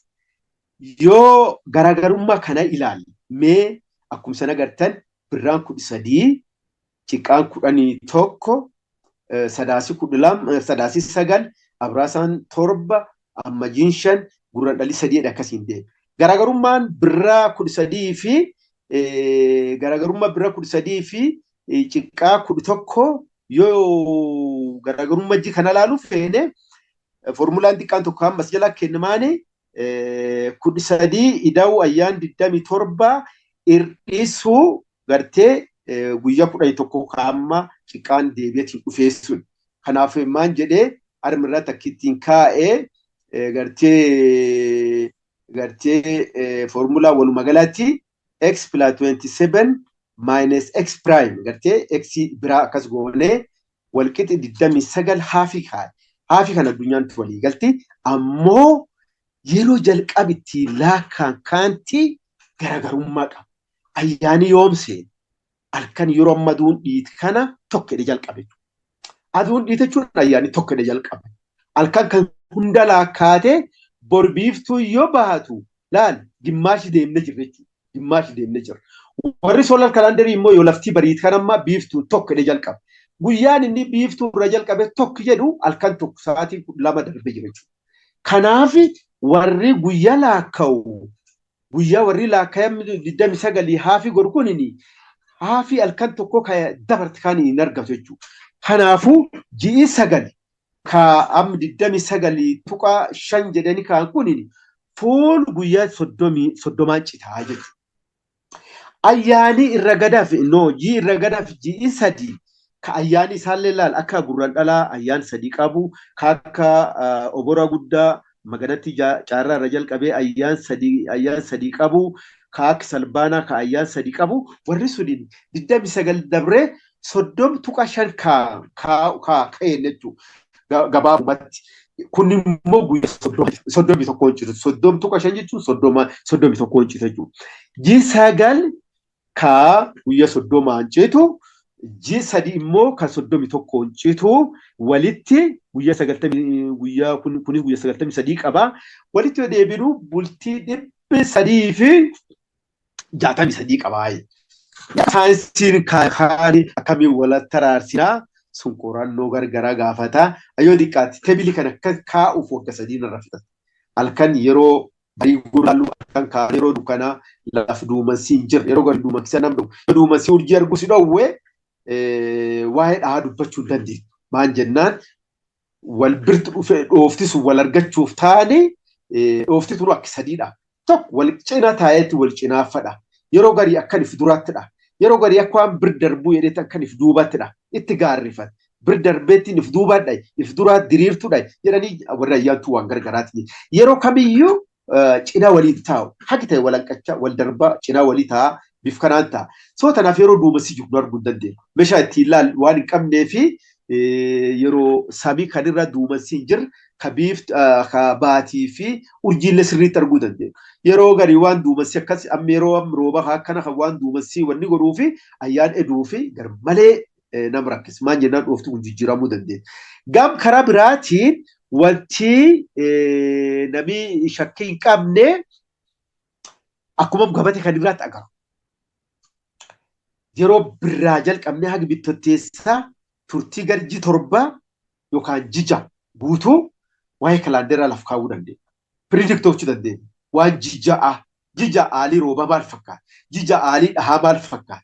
Paaterniin kun jija jijjiiramu. Birraa jalqabee haga bittotteessan jijjiiramu. Bittotteessirra haga birraan jijjiiramu. Yuunifoormitii tokko qaba. Gabateen kun foormaatii akkanaan kennu malee dhoofti kun jijjiiramuu kan dandeenya. Maal birraa 13 kanaaf 14 ta'uu danda'a. Birraa 13 kanaatti 14 ta'uu danda'a. Birraan akkuma jalqabne baatiin birraa guyyaa gaddaadummaatiif guyyaa sonsaa argamte jennee jira. Guyyaa gaddaadummaa kaloon gafarsaan kan kaan. Baatiin birraa guyyaa waaqi birreeffatan kan namni cubboo hojjetee waaqi dallafate jennee jira. Kanaaf baatiin birraa guyyaa gaddaadummaatiif guyyaa sonsaa sun argamuu waan dandeettuuf dhoofti tun gisee kamiyyuu guyyaa 13 dhufte jechuu hin dandeenye. Guyyaa 13 dhufte jechuu hin dandeenye. Guyyaa 14 dhufuu dandeenya. Maal gaafii dhoofti deebitu. Bittotteessillee bitaa qara yookaan bitaa bal'aa lamaan keessaa argata. Gaafi inni bitaa bal'aa argate bitaa qarii jikaaniif darbe jechuudha. Guyyaan sun guyyaa baatiin tokko irraati darbuu danda'a. Kanaaf foormaatii kennamte bili kan irratti kan nu kennu kun yeroo kamiyyuu konstant jechuun dandeenya. Dhoofti jijjiiramuu dandeenya. Akkuma saayinsii illee guyyaa dhaan kun wanni karaa biraatiin beek saayinsii namuu qorattoota gargaraatti wanni san beektanii beekumsi jiyoogiraafii kan equinox kaanii wal fakkaata. Equinox doesn't arrive at the same point saayinsiin jiyoogiraafii sun allee maanere kiyya baradhee jira. Dhoofti position boota tokko irra hin teettu yeroo marayyuu hin jijjiiramtu. Dhoofti hin jijjiiramtu waan ta'eef yeroo birraan 13 haga bittotteessu tokkootti bittotteessuun tokko ta'uuf lam ta'ee deebi'uu kan hin beekne jija waan dhahaa dubbachuu hin dandeenyu waan ayyaana dubbachuu hin dandeenyu maan jijjiiramuu hin danda'u jechuudha. Eegi bittotteessu irraa ka'ee eegi birraa irraa ka'ee haga bittotteessu dhufuutti hin jijjiiramtu dhoofti jijaafamu. Eegi bittotteessu darbi immoo haga birraan dhufuutti jijjiiramu. Paaterni kan akkasii gargar beekuu danda'a. Kalaandeer hojjechuu fi kalaandeer waggaa tokko hojjechuun nama rakkisa jechuudha. Kalaandeer jijaa bittotteessir dhaabannee haga birraa hojjechuu hin dandeenye. Birraa dhaabannee haga bittotteessa hojjechuu hin dandeenye. Maal guyyaa ayyaanii kun dhoofti kun jijjiiramtu nu hin beeknu. Wanni waaqa waamu guddoo wanni nu beeknu wanti qofa. Warra dhageesse. Wanni waaqa hedduu guddoo hedduu gumii wanni namni beeku xiqqoo. Namni agi nu beeknammaan jijaa kalaandeer jijaa kaa'uu dandeenya. Jijaan duuba kalaandeerii bira qopheessuu dandeenya jechuudha karaa biraati. Maan dhoofti jijjiiramuu dandeenya. Ayyaan irraa goruu hin dandeenyu. Fakkeenyaaf ayyaan argachuuf guyyaa argachuun garaagarummaa qaba. Akkuma reefu ayyaan jechuun guyyaa jennu guyyaa soolaar kalaanderiitiif guyyaa luunar kalaanderii kun garaagarummaa qaba. Kajiyaa kun maan ayyaan waggaa yoo jettu hirmaatoti kun hundinuu mee guyyaa ijoolleen keessan dhalatte ayyaan guyyaa dhaloota ijoollee keessaniitiif kabajan laala. Fakkeenyaaf har'aa guyyaan har'aa sanbat duraati. Sanbat duraa guyyaan 27. Yoo mucaan kan kee guyyaa sanbat duraa 27 dhalate ta'ee waggaa dhufu guyyaan 27 kun sanbat duraa kan irra oolu. Tarii guyyaa agartee jimaata kaleessatti dhufuu danda'a. Guyyaan kun 27 irra oolu. Guyyaan ayyaana har'aa. Ayyaana har'aa 27 waggaa 3 darbee waggaa 4 irratti guyyaa kan argata. If duub deebi'aa kalaandeeruma beenni ittiin hojjetu kan gurguran kalaandeerii kanallee ilaala. Waggaa yookaan ayyaanuma kabajan kan biyyi jirtanii biyyatti sun ayyaan akka yookaan ayyaan injifannoo akka yookaan ayyaan yookaan Amerikaan independence yookaan maali independence ta'e addunyaan kabajan kan laala. Guyyaan atiin argachuu guyyaa akkas wal jijjiiraa deema. Maal guyyaa argatte malee ayyaan sun hin arganne jechuudha. Guyyaa ayyaan mucaan kan kee dhalate yoo kabajachuu barbaadde ayyaan suniin deemtaa malee guyyaan kunin 27 irra jijjiiramuu danda'a. Har'a 27 dhalate jechuun waggaa dhufu ayyaanii har'aa 27 Saturday irra goruu danda'a waggaa dhufu. Hin danda'a miti tun dhiyaatu waggaa dhufu irra hin argatu. Waggaa 3 darbee waggaa 4 seenu waan ta'eef. Agas kan cufu laallee jira. Maal jennaan guyyaa argachuuf ayyaan argachuun garaagarummaa qaba.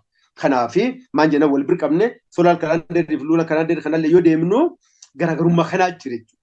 Kanaaf foormula kanarratti guyyaa addeessaatiif guyyaa dukkanaa garaagarummaa jiru kaalkuleet godhuutti xiqqoo namaatti ulfaata. Kanallee foormulum xiqqa tokko kaa'ee jira. Foormulaan keenya kun inni haga ogummaa maatimaatiksii kan hin qabnu waan ta'eef ogeessoti akka nam Piroofeesar Asfaafaanii foormula wayinuu kalaqxedhanii jenneetiin abdii qabna. Kaafi isa x guddaa gartee capital x plus capital y minus bracketii keessatti small x plus small y is equal to 29 kan kuni yeroo dukkanaatiif yeroo addeessi jiru yeroo hedduu gara bultii 17 garaagarummaan uumama. Garaagarummaan akka kaaniitiin miti garaagarummaan jidduu kan jiru waan ta'eef kanallee akkasitti deemnee jira. Akkasitti deemnee jira. Yoo bir dabarree yeroo keessa machuuf tebiliin sadaffaan immoo waggaa tokko agarsiisa. Tebiliin sadaffaan waggaa tokko agarsiisa. Tebiliin sadaffaan naakaa. Tebiliin sadaffaan waggaa tokko agarsiisa. Otoo silaa gartee isanii mul'atee lakkoofsaatti aanee maqaa ayyaanota kun ayyaana 17 agarsiisa. Ayyaanni 27 kan maqaan isa 17 gartee qara second sardenne akkasiin keddaanii garii tokko ayyaani garii lammi qabaa dacha jechuudha. Ayyaani garii sadii waan deemu. Inni gabateen gar dhumaa gulaan jiru immoo baatii ji'oota waggaa jedha. Laala areeriin duraa areerii bal'oo ta'e guyyaan baatii abraasa argan guyyaa ayyaan kanaatii jechuudha. Ammajii immoo guyyaan ati argattu guyyaa aduulaa duraatii guyyaa aduulaa kan argame. Kun tartiibumaan gaf kaamkaanii akkasiin kennee jedhe. Kun amma akka ittiin kennu kun waggaa tokko amma akkasuma teettee ayyaan 17 ayyaan 27 kan maqaan isaa 17 baatii ji'a waliin guyyaa baatiin argama. Akkasiin kaa'aa ayyaanii jii 12ffaan sadaasa. Jii 12ffaan sadaasa. Jii jalqaba abraasa. Jii jalqaba abraasa jii dhumaa isa sadaasa jennu kana ka ayyaanii isa gidaadaa fuudaa. Kun am tartiibii isa kun kan. Kun tartiibii kuyyuu akkan ta'u kun waggaan tokko akkasii las pikcheriin isa kan fakkaata. Gabateen lammaffaan immoo maal nu garsiisa? Bultiin waggaa tokko akkam akka jirtu ooftii akkam akka deemtu poosishinii isiin deemtu kaaniini sunii wal bira qabnee ilaallaa jedhe. Gabatee affarraa jalqabnee ji'a abraasaa amma sirra kennaa jedhe. Ji'a abraasaa kabaatii ji'a abraasaa karaa biraatiin ayyaan 27 kaanii wal fakkaata. Maan baatii abraasaa irra jalqabee areerii irra jalqabee areeriin adulaatti hin darbu. Ayyaan 27 bultiin isii asitti amma 29 fi tuqaa maalii ka'edhaan kaanii wal qabatte. Agartee 29 tuqaa kaanii wal qabatte jechuudha. Kanaaf kullee foormaati. Ji'a abraasaa yeroo hunda areerii dura tokko jedhame. Yeroo inni areerii dura areerii bal'oo tokko jedhu jiraachuu danda'a. Maan jennaani dhooftiin jijjiiramtu waan ta'eef guyyaan tokko jijjiirame jechuun jijjiiram gargaraa fida. Ayyaani gidduu kan tapha. Baatiin tokko dhalachuuf ayyaana lama kasiin qaba. Yeroo garii immoo kaaku gurran dhalaa jira ayyaani 3. Ambooranii yeroo garii gurran dhala lammeeffatee jira. Jii kulla gurran dhala lammeeffate gabatee jaaffaa yoo laaltan kaan amma isa buluu wayii garsiifne garba duraa garba bal'aaf garba dullachenne gabatee 3 garsiifne kun maal garsiisa? Maal garsiisa? Ayyaani 3. Inni ayyaan 3 ka hangaf jennu suni yookaan kaan obora guddaaf obora diqqaan maganattii fi salbaan ayyaan maganattiin 3 salbaanii 3 jennee jira. Gurran dhalii garbii 3 jennee jira. Kan maanti jira? Kunis qorannoo guddaa gaafata. Qorannoo guddaa. Yeroo akka laf boorana kan hongeen akkan dhuftu kan hongeen akkan roobii halkan roobaa gabaabatanii halkan bona dheerate jii hedduun jibbona ta'u kana gurran dhal kanaan lamta'e fa'i. Gurran dhalaan lamta jedha. Yeroo garii immoo oboraan 3 ta'e obora guddaaf obora diqqa sunitti oboraan 3 ta'e akkas jechuun jii waaqa uumamaan 12ti. Aadaan akka jii 12 tolchanii oboraan gurran dhalii 2 ta'uu danda'a oboraan 3 ta'uu danda'a jechuun uumamaan jii waaqa 14 jedha. Tokko akka maqaan dhoofni jira malee uumamaan 15 jedha addeessi. Addeessi 15 aadaan dhoowwan abbaa gadaa waaqii duriin deemuun sun yeroo akkana kun hongeen dhufti kana abbaa gadaa aadaa sun lakkisee leenjii tokko irratti carraa argadhe abbootii gadaa argadhe jira. Abbaa gadaa kura jaarsa obboon kan sitti uummata gadhiisi jenneetiin itti kaafnetu aadaa kan hin hojjenne sababa aadaa kan hin hojjetiniif gurran dhalii 2 ta'e sababa aadaa kan hin hojjetiniif oboraan 3 ta'e sitti isan halkan bona uummata gadhiisi. Waaqii isanti kenne. Laal abbaa gadaa jechuun abbaa baraa jechuun barii kan waaqaati. Waaqii bariitti kennee kan hongeele abbaa gadaatiin. Kaniif abbaa gadaatiin himan. Wanti feetoo dhuftu abbaa gadaatiin himan. Waan nan biraatiin hin himan. Waan abbaa gadaatiin himaniif bariitti kennee finni yookaan eebbin dhoowwatu. Yoo abbaan gadaa qajeelee waan kan hundayyuu tolche hongeen hin jiraattu. Wanni hamaan sila laftan irratti uumamu waaqa kan miidha tokkollee hin jiraatu waan jedhaa jira. Kun cuftii hanqinni garaa namii hojjechaa jiru jedha. Namii yookaan namii irratti hafu waan namiin hojjetiin jedha. Kanaaf inni 3 qabu kunin gaaffii gurguddaa qaba. Waa malee halkan roobaa dheeratanii waaqii halkan roobaa roob dhowwee hin taane jii daramuu danda'a. Jii waaqaa kaa wanti gadaan taatu addunyaa tanaa olaantii jedha. Uummata gadaan bulu kan qofaame addunyaa kan tasgabbeessu aadaa waaqii gadaa kenne hagad laftana aadaan jabeessi jilaan jabeessi dhugaan jabeessi jedhan dhugaa warrum gadaatti sila akka waaqii itti kennee fi warri gadaan bulu dhugaan bulu warri dhugaan bulu aadaan bulu warri aadaan bulu immoo nagaan bulu. Wanni Dr. Gammachuun lafa dhugaan hin jirre nagaan hin jiru edeenitti. Lafa dhugaan hin jiru wanni dhugaa dhoowwaa qaraa aadaa yoo aadaan hin jiru dhugaan dhabamti. Yoo aadaan bulan dhugaan hin badduuyyuu. Yoo dhugaan jiraatte nagaan hin badduuyyuu. Warri kun sadeen hariiroo akkasii guddaa qaba. Hariiroo kan guddaa qaba. Kanaaf yoo aadaan bulan dhugaan bulan nagaan bulan.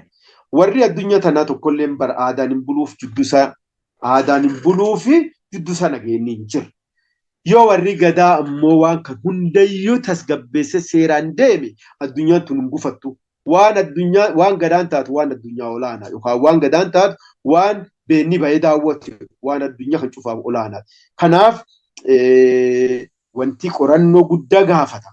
Ka yaadu uummata kee jira. Isu dhugum gurran dhalii lam ta'ee bultiin 30 namaa daramti. Isu dhugum oboraan 3 ta'ee 30 dhibiin darabee guyyaan 60 dhibiin guyyaa waggaa irraa darama. Kun qorannoo guddaa gaafata.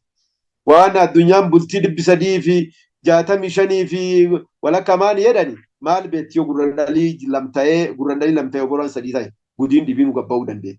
Tanaaf wanni waaqa guddoo hagamma addunyaan biringeen. Warri ergaa dhageettilleen haga beeku qaba. Warri saayinsii fagaatilleen haga beeku qaba. Waan waaqa guutuu biringeen. Kanaaf agasitti akka xiqqa tokko beennutti haga xiqqa tokko beennutti yoo dubban haga xiqqa tokko qorannee birgeennetti yoo dubban kunis foormaatii hamma gabatee ji'a 12 inni 12 akkasiin kennu kunini foormaatii yoo dhoofti jijjiiramti foormiin kun jijjiiramuu danda'a posiishiniin kun yookaan dhaa kun jijjiiramuu danda'a. Gabaabumatti wanti ayyaana yookaan kalaandeer Oromoo yoo dubban kalaandeer tokko lama guyyaa laakkaan qofaaniti beekumsa seenaaf yookaan beekumsa xabboo yookaan isin indijiines jedhu waan kan hundaaf keessa qaba. Kan jedheetiin gaafite saniin gabbifnaa kan jedheetiin galatooma laa xumuree yoo gaafiif yaada qabaatan jedha. Jaatanii baay'ee galatoomni siin jenna horii bulii deebanii waan baay'ee seenaa baay'ee gadi fagoo dhugaanuma dubbachuudhaaf akka salphaatti waan kana yeroo gabaabaa keessatti hubachuuf illee kan nama rakkisu wanti kun waan irra deddeebi'anii illee dubbisuu akkasuma mari'achuu barbaadu immoo hubannaa guddaadhaaniin ibsiteerta. Tarii akkuman jedhe wanta yeroo tokkoon dubbatanii namatti himanii waansaa keessaa galan illee ta'uu dhiisuu danda'a. Foormulaawwan kanallee bilcheessuun namootni akka hubatan gochuun namni akka argatu gochuun gara fuulduraatti waan itti deemamu ta'a. Ammaaf garuu ka'umsaaf wanta ta'an waan bal'aa beekumsa kanarratti gadi fageenyaan akka qabdu innuma dhiyeessitu yoo hin beeksisaa baay'ee si galateeffannaa. Haa ta'u malee waan irra dhiyaate kanarratti wanti hin galiniif hirmaattota biraa yoo jiraate wanta amma ibsuu dandeenyu. Inni nan jedhe inni dura jedhe akkuma jirutti ta'ee jechuu kooti. Gaaffiiwwan muraasa fudhannee yookaan yaada wayiis fudhannee irratti mari'anna. Egaa akkuma argitan jaatanii naan irra deebi'ee waan kana yoon ibse nan balleessa. Maree akka bareedatti nu ibseera. Egaa ji'a tokkoon isaa akka ayyaana maalitiin akka jalqabu akkasuma waggaan illee ayyaana kamiin akka jalqabu akkuma akka kaalendarii isa nuti amma konvenshinal ta'ee kunoo karaa adda addaatiin hin beeknu kana waan wal fakkaatu ni toon ta'attiin fakkeenya jaataniin kaase mucaan kee gaaf 27 dhalatee waggaa dhufu 27 miti wanti suni jedhe. Maaliif ayyaanni sun hin deema hin socho'a waan ta'eef ji'uma sana ta'ee gaafa 24tti as garsiquu danda'a yookaan achi darbuu danda'a. Guyyaanuma sanarra hin oolu. Maaliif ayyaana sana kabaja yoo taate guyyaa mitiiti ayyaana kabaja ayyaana sana laalta yoo taate jechuudha. Guyyaa mucaan sun dhalate ayyaana mucaan sun dhalate laallaan ayyaanni sun deebi'ee gaafa 27 hin ta'u. Gaaf dhibii ta'a yookaan dursee dhufa.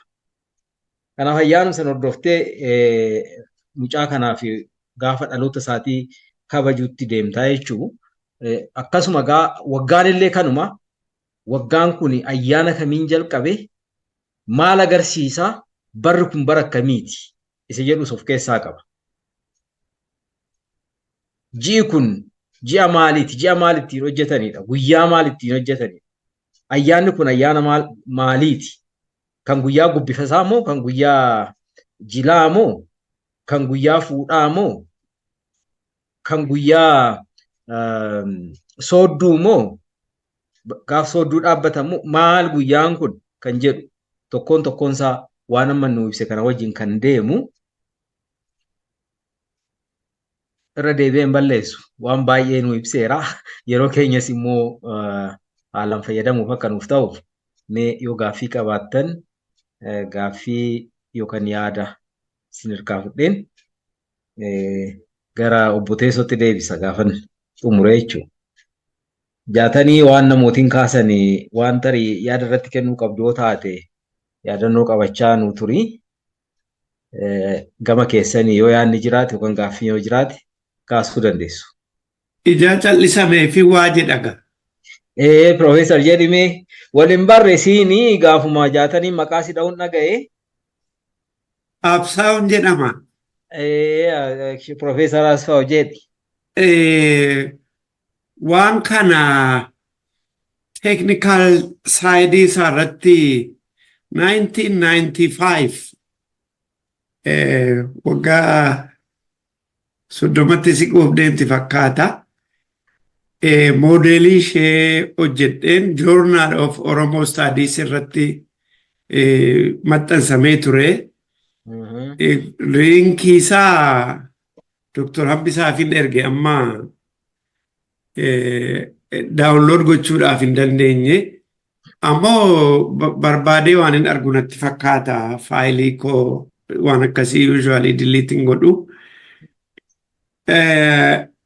Waan yaadadhurraa technical modelii ishee ammas xiqqoo irra deebi'ee ilaalaan ture gidduu kana guyya lamaan tokko waan obbo Jaataniin dhiyeesse wajjiniin hedduu wal fakkaataa walii galaa gaaffii xixiqqoo bakka hin qabu jira. Fakkeenyaaf gabateen lama dura dabarsee ani I'm very impressed. Hedduun gammada kana dhaga'uu kootiif waan akkasii waanuma jiru natti hin fakkaatu ture. Aadaansaa waan bade natti fakkaata ture. Baay'ee nama yaaddeessa garaa nama nyaata ture. Dabbasaa Guyyoo yeroo as na birayyuu bubbulee iddoo badaa quban qabu jedhee xiqqoo demoralize godhee ture. Innumtuu urjiidhaa kana badaa quban qabu. Amma kana akka dictionarytti sammuu namaa keessa jira jennee yaadnu ture qaani karaa koo tasa quban qabun ture. Teknikaalii isaa recover gochuu ni danda'ama. Namoonni lama sadii kan Asmaroom Laggasee dogoggoraa qabaatu malee kan Asmaroom Laggasee dogoggora immoo qaba by the way.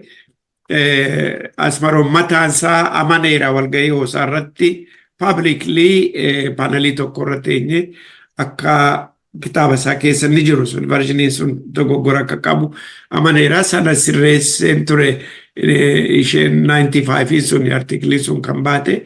Ammas hedduu itti gammada kana dhaga'uu kootiif. Yeroo baay'ee waa'uma akkasii kana namarraa yoo dhageenyu gatii hammam akka qabu namaan galuu beekta. Amma namni keenya calmee dhaga'ee itti dhiisa ta'a kana. Kuni rekordii ta'uu duwwaa miti. Warri rekordii gootan baakaappii godhaatiin yookaan referensii guddaadha. Obbo Jaataniinis waan dhiyeessitan keessatti namoota lamaan sadan tokko gaafachuudhaaf yaaleen ture. Tokko taasa'eera nama lammaffaa gara biraa lamaan tokko jiru isaaniin arguu dandeenye jettanii warra akkasii kanarraa isinillee maaliifi waan baay'ee nutti himtanii galata guddaa qabdu. Isaan immoo waan itti guutanuu jiraate karaa isaanii waan himamu yoo jiraate akkasuma waraabanii kaa'uun baay'ee barbaachisaadha. Warra waan kan organize godhe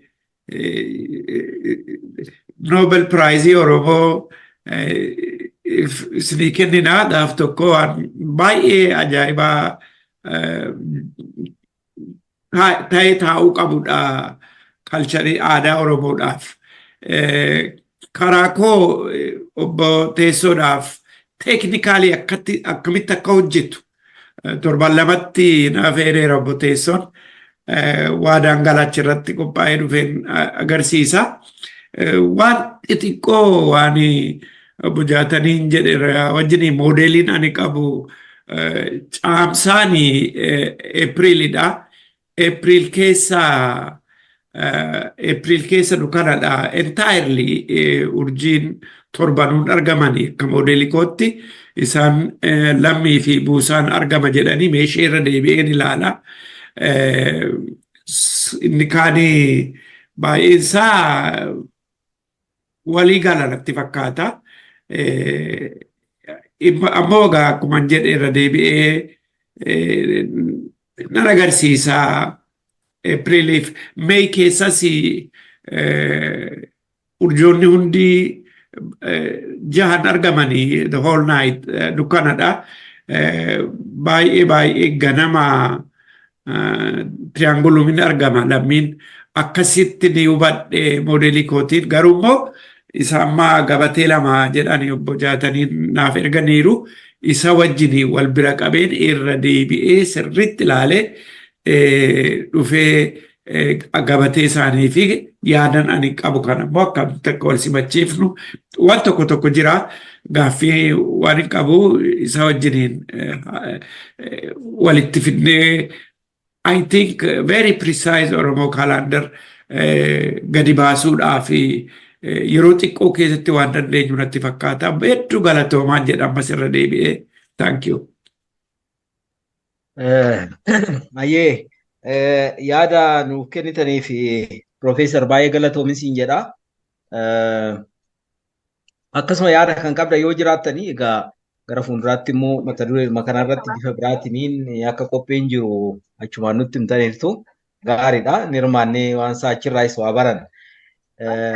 Isamma addaddummaa xixiqqaa jira jettan kana wal simsiisuudha. Meetarii asirratti wanta deebii barbaadu illee waan jiru natti hin fakkaatu. Yoo jaatanii wanti inni jedhu jiraate akka yaadannoo wayii qabadhu nama biraas akkasuma yaadni yoo jiraate fudhanneeti walitti qabnee gara keetti dhufna. Baay'ee galatoomaa waan kan qopheessitanii fi kun waan barnoota yeroo gabaabaa yookaan gizee diqqaa kana waan yeroo diqqaa kana yookaan yeroo gabaabaa kana keessatti fixam tokko miti. Ammoo yoo gari yoo yaaddu warqiin yookaan daayimendiin ati harkaa qabdu wam xiqqoo tokko waan tokkollee sitti hin fakkaatu. Wanni nu warri barachuu jirru kun waan argitee waan samii ardii nama uumaa nama cuftii itti jiraachuu jiru jechuudha. Ka Oromoo kuni wanni urjii fi ji'aaf wanni ayyaana kunini abbaan kii duri ayyaantu haginni guyyaa inni du'uuti asii bir dhufanii guyyaa kamii gubbifannaa guyyaa kamii fuunaa ji'a kamii yoo namni du'u baafannaa badduu yookaan waan cuf baafannaa jedhanii namitti duri dhufan tokko ture. Waggaa dheeran dura jechuun gaafas baay'ee nama waggaa gab 8 naan galuu ture yoo warri akkan wanni jedhu. Garuu nami akka abjaatoo kunfaatii dhugaa yooyyuu waan dhugaa laallee kompiitara doon ta'inu laayibireerii jechuun amma wanni Boorana wanni aadaan Oromoo tunini laayibireerii nami danda'eetti guyyaa tokko yookaan waggaallee waggaa haqfeetullee fixuu miti.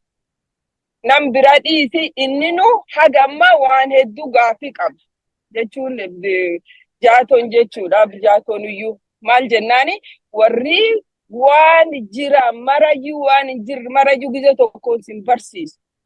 Itti dhuftaa, itti barataa, keessa guddataa, keessa dhalattee waan garii wanni si barsiisa experience jiraachaa baratti jechuun waan amma barachuu jirre kana gizee tokko wanni ta'uu miti. An baay'ee gammadee akkum jedhee wanni kennaa waan harka qabnu daayimendii harka qabnu waan ta'eef homa nutti hin fakkaatu ture. Garuu waan hedduu nuun martinu barachuu malee jira. Baay'ee galatoomaa kun jalqabaan I'm so happy. kareefu doktor dubbatanilleeni waan isaan duri wanni godhan dubbisee tureera. Waan baay'ee wanni cufti waan irruma barachaa deemnu jechuu yoo dogongorilleen jiraate gizee dhibii korrekti godhuu hin dandeenye jechuu maan jennaan wanni kun harki kee jirti humni itti qabna nooloji itti qabna jaarsi beekaa itti qabna jaarsi beektu itti qabna tanaafuyyuu waan gizee tokkoon yana jala badee jedhamuu miti wanni nu barbaachisaa jabaannee ittuma abbaa waan akkan qori cuftinu ormaati isaa itti kontiiniyuu godhu baay'ee galatoomaa ulfaadhaa Programa kana gizee marayyuu nu qopheessaa baay'ee galatooma saniin jedha an fixadhe. Horii buli Daarmii yaada dansaa nuu kennite. Waan kun akkuma jette waan diqqaallee miti beektaa saayinsii olaanaadha waan ta'e astiroonoomii kuni. Kuni astiroonoomii Oromooti waan kaalendarii akka Jaatoon jedhe guyyaa lakkaa'anii keessa bahan duwwaa miti. Beekumsa akkaataa urjii wajjin wal qabate kana waa hedduu beekuu barbaada. Waan Asmaroom Laggasaa barreesse tokko kitaaba isaa keessatti eenyu namni unconscious ta'e tokko namni of wallaale tokko amma yoo kaalendarii natti kennitan of wallaalee guyyaa 2 guyyaa 3 ture yoo kaalendarii natti kennitanii gaafan dammaqee guyyaan sun maal akka ta'e nan beeka. Aga namni natti niminitti hin beeku. Namni yoo natti mina achirraa ka'ee lakkaa'adha malee. Kun garuu namni kaalendarii urjiidhaa Oromoo kana beeku gabba'ee namni kana beeku yoo urjii kana laale galgala guyyaan sun ayyaan sun maal akka ta'e beeka. Ofumaa otoo namuutti nimin jedha Asmaroon kana barreesseera. Namni wallaale tokko guyyaa meeqa akka wallaale iyyuu hin beeku. Yoo waraqaa itti kennite waraqaa sanarraa ka'ee lakkaa'achuu illee hin danda'u. Garuu kan Oromoo kun aga sana mara darbee samiirraa laalee guyyaan sun maal akka ta'e ayyaanni sun maal akka ta'e ji'i sun illee maal akka ta'e baruu hin danda'a. Aga fedhe yoo of wallaalee ka'e jechuudha. Kanaaf waan guddaa beekumsa guddaadha kuni warra fiizistoonni yeroo tokko yaalaa turanii waan kana qorachuudhaaf gaafa isaan sosocho'an nan dhagaa nan argasi maalirraan akka ga'an illee yoon hin beekne kuni sadarkaa olaanaatti kan qoratamuu qabuu fi kan beekamuu qabu sun immoo harka ijoollee keenyaa jira kun harka namoota akka jaatanii kana fa'aa jira waan ta'eef kun akka waan salphaatti illee ilaalluu miti. Beekumsa guddaadha. Qabeenyaa guddaadha. Addunyaa kanarra kaalendarii akkasii kana kan qaban namoota muraasa. Beekumsa akkasii kan qaban hawaasa muraasa sana keessaa tokko Oromoodha. Sun immoo ammayyuu Boorana jira. Ammallee itti fayyadamaa jiru. Ammallee namoonni jiru. Kuni akka salphaatti waan laalluu miti. Daarmii galatoomii waan nutti himtee fi yaadi biraa yoo jiraate ammallee tokko dabaladheen. Yaadi biraa kiyya ani waan kanattu dhufuun kiyya baay'ee gammade. Obbo Jaatanii wajumaan guddanneen beekaa. Namuma lafasi dhalatee guddatee aadaa tanaas akkasuma keessa guddanne keessa turre haa ta'u malee gad fageenyaan akka Obbo Jaataniin ibse kana waan hundana qabsiisan waan durii nu keessa dhalannee keessa guddannee keessa dhufne cufa irratti xiyyeeffannaan akkas gad fageenyaan akkas wanni beeknu hin jirru karaa kiyyaan wanni an beekulleen hin jirti. Garuu ammoo akka gas gad fageenyaan akka qorannootti akka waan aadaa waan urjii waan dhawaa waan jiyaa waan ayyaana akka saayinsiitti wal qabatee ibsu kana baay'ee na dinqisiisee guddoo galatoomfadha. Wanni akkanaas hin jirti jedheellee yaadetu hin turre anini namattu sodda gammadaan waan kana mee waan gadaa haaromsa gadaa tokkotu jira waan kana yoo hordofu feete caqasu feete dheenatti mee baay'ee galatooma saniin jedha waan akka haal gaariidha waan duraatti fufuu qabu waan itti namni irraatti barachuu qabu anuu waan beeku waan durii beekuyyuu guddoo baradhe waan durii ittiin xiyyeeffatiin ka durii akkuma waan salphaa fudhadhe waan hedduu dubbate Obbo Jaataniin kanaafi waan akka malee nam gammachiisati itti fufa saniin jenna carraa biraa yoo arganne akkas dhufnee isan caqasuun keenya baay'ee nu gammachiisa. Jabaadhaatti fufaa isaniin jedha karaa kiyyaan galatooma. Eenyu siin jedha?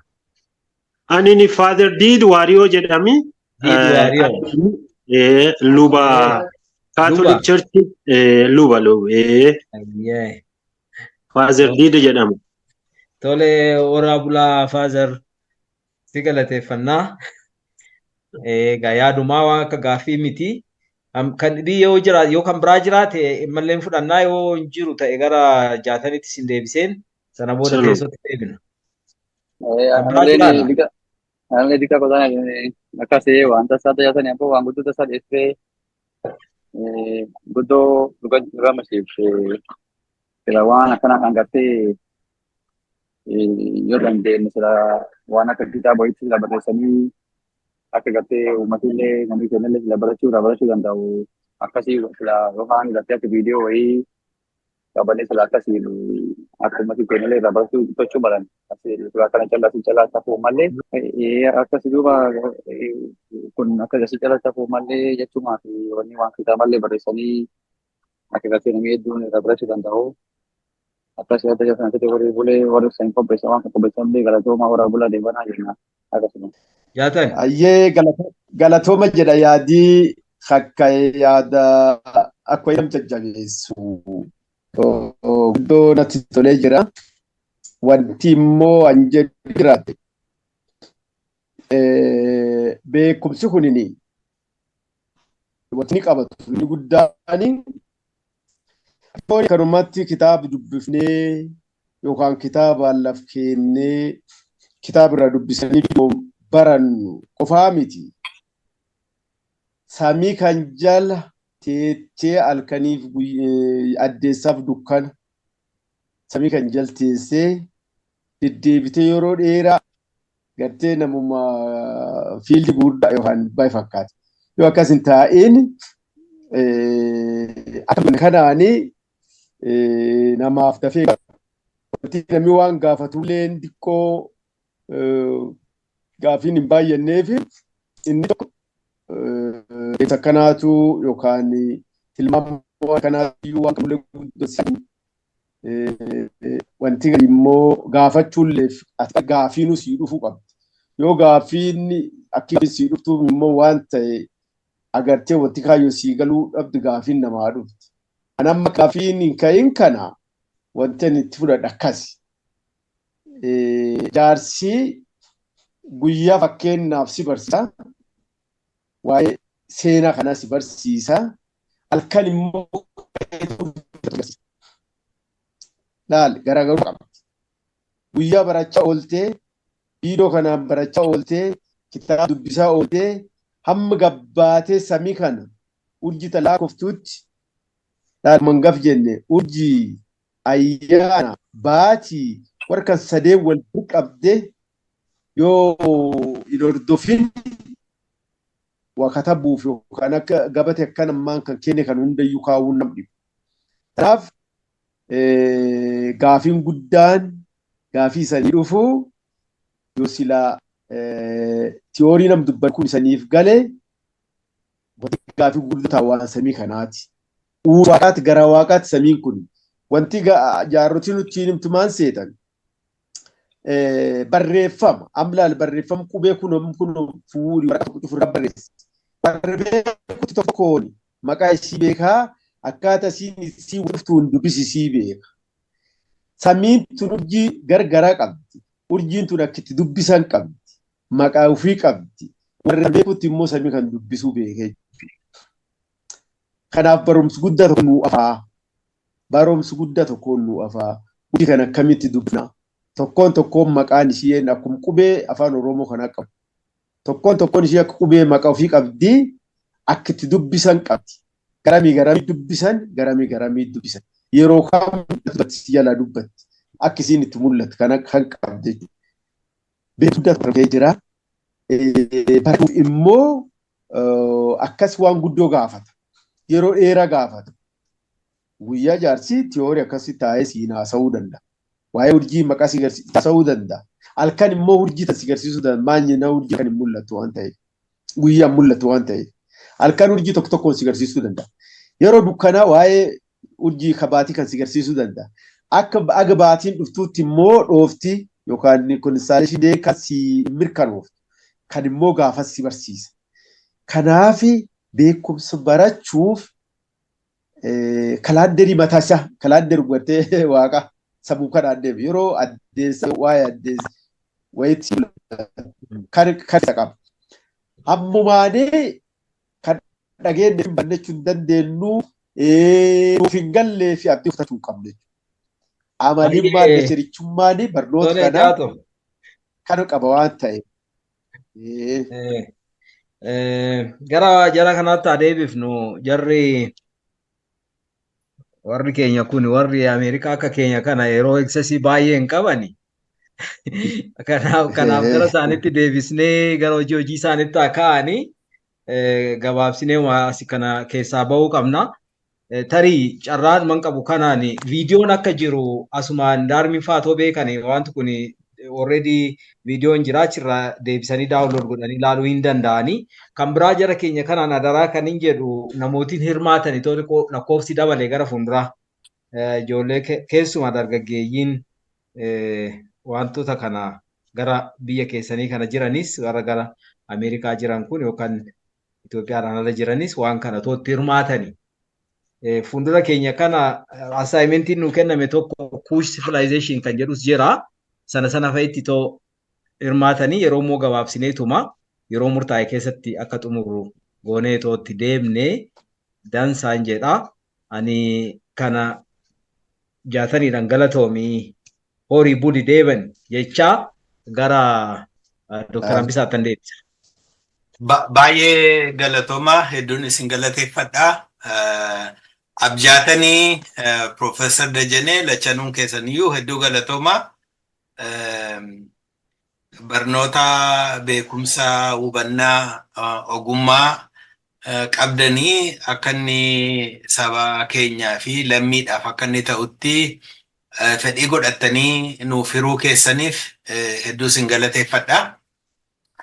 Warra gadaa Renosensii haaromsa gadaa obbo Teessoo fi namoota warra biraa warra kana keessa jiranii warra sagantaa kana qopheessanis hedduun galateeffadhaa ulfaadhaa fayyaa ta'a. Isa amma jettanii viidiyoon faa jira isa jettanii yoo liinkii isaa hidhasaa nuuf hirtanii nan gammadaa akka fuunee rabsuu akka dandeenyutti jechuudha namootaaf hiruu akka dandeenyutti.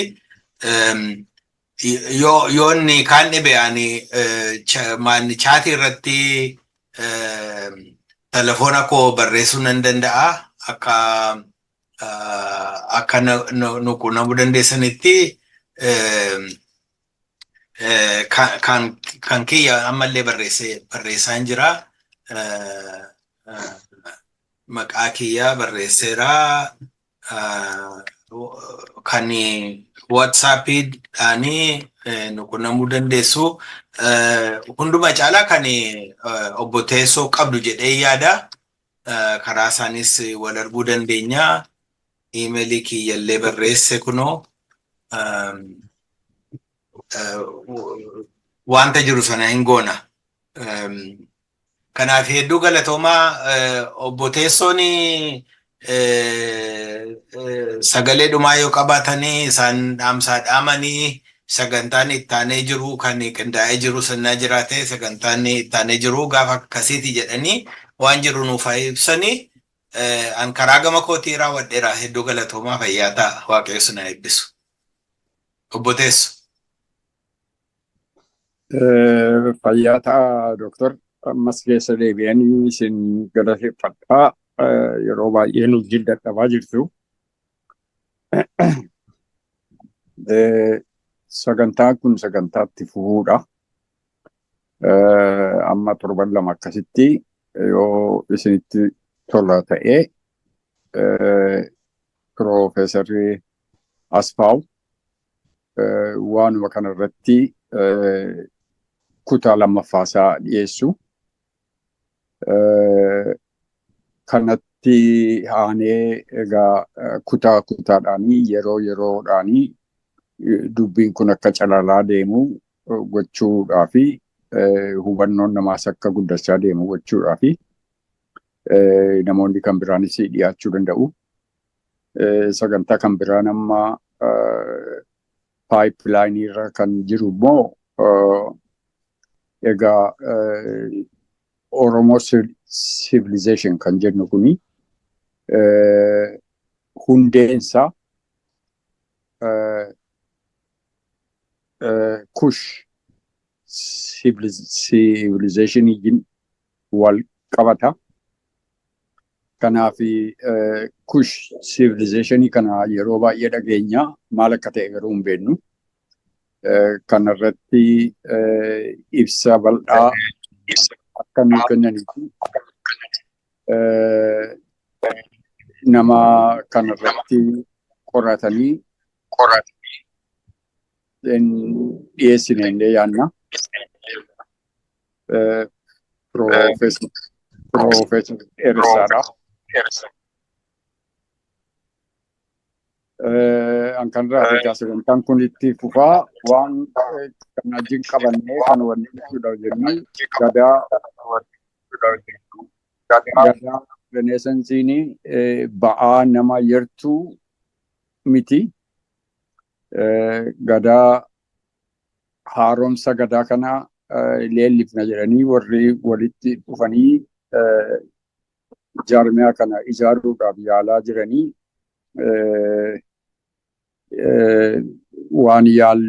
waan xiqqaa miti, waan bal'aadha, waan guddaadha, waan jireenya nama tokkoo keessattis dhumus miti. Kanaaf hirmaannaan namaadha, barbaachisaadha baay'ee. Iddoo jirutti hundumti namaadha. Oromoo kan ta'e fedhii isaa qabu, kennaa isaa kan qabu, hundinuu karaa itti gumaachuu baay'eedhaan qabu. Kana gochuudhaaf immoo gurmaa'uutu barbaachisa. Kanaaf gurmuun kun bal'atee haaromsi gadaa kuni waanuma eenyummaa Oromoo keessaa tokko akka ta'uu danda'uu fi hundumti keessanii karaa keessanii gumaacha gochuu dandeessanitu gootanii jennee isin afeerra. Warri haaromsa gadaa kana calqabanii duukaa jiranii namoonni tokko tokkos nu wajjin iyyuu hin jirumma.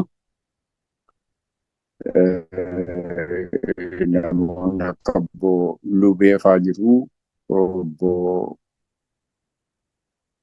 Abrahaam Moosisaafaa jiru, namoonni akka Dr. Garramoofaa jiru. Namoonni sagantaa adda addaa walirra bu'eenaan dhufuu hin dandeenyes immoo hin jiru. Egaa kanaaf hirmaannaa barbaada. Gurmuu barbaada. Gurmuudhaaf immoo hirmaannaa barbaada. Hirmaannaadhaaf immoo kutannoo barbaada. Fedhii barbaada. Kana hundumaa karaa keenyaa hamma dandeenyetti utuu harka wal qabannee gara fuulduraatti deemsifnee kan jedhu yaada dhiyeessa jechuudha. Karaa koo kan jiru hammanu. Baay'ee galatoomaa obbo Teessoo. Warri hirmaattotni sagantaa kana hundumti keessanis hedduu galatoomaa. Yeroo fudhattanii addatti waan argamtanii fi sagantaa kana waraabne irraa warra kaaniifis hin irraa waliin geenya yeroonsaa qindeessine jechuudha. Irra deebi'ee abjaatanii fi Professor Dajaneedhaanii hedduu galatoomaa eebbifamaan jedha. Sagantaan keenya irraa kanuma irratti raawwata nagaa Waaqayyootiin. Nagaa rabbiitiin. Nagaatti.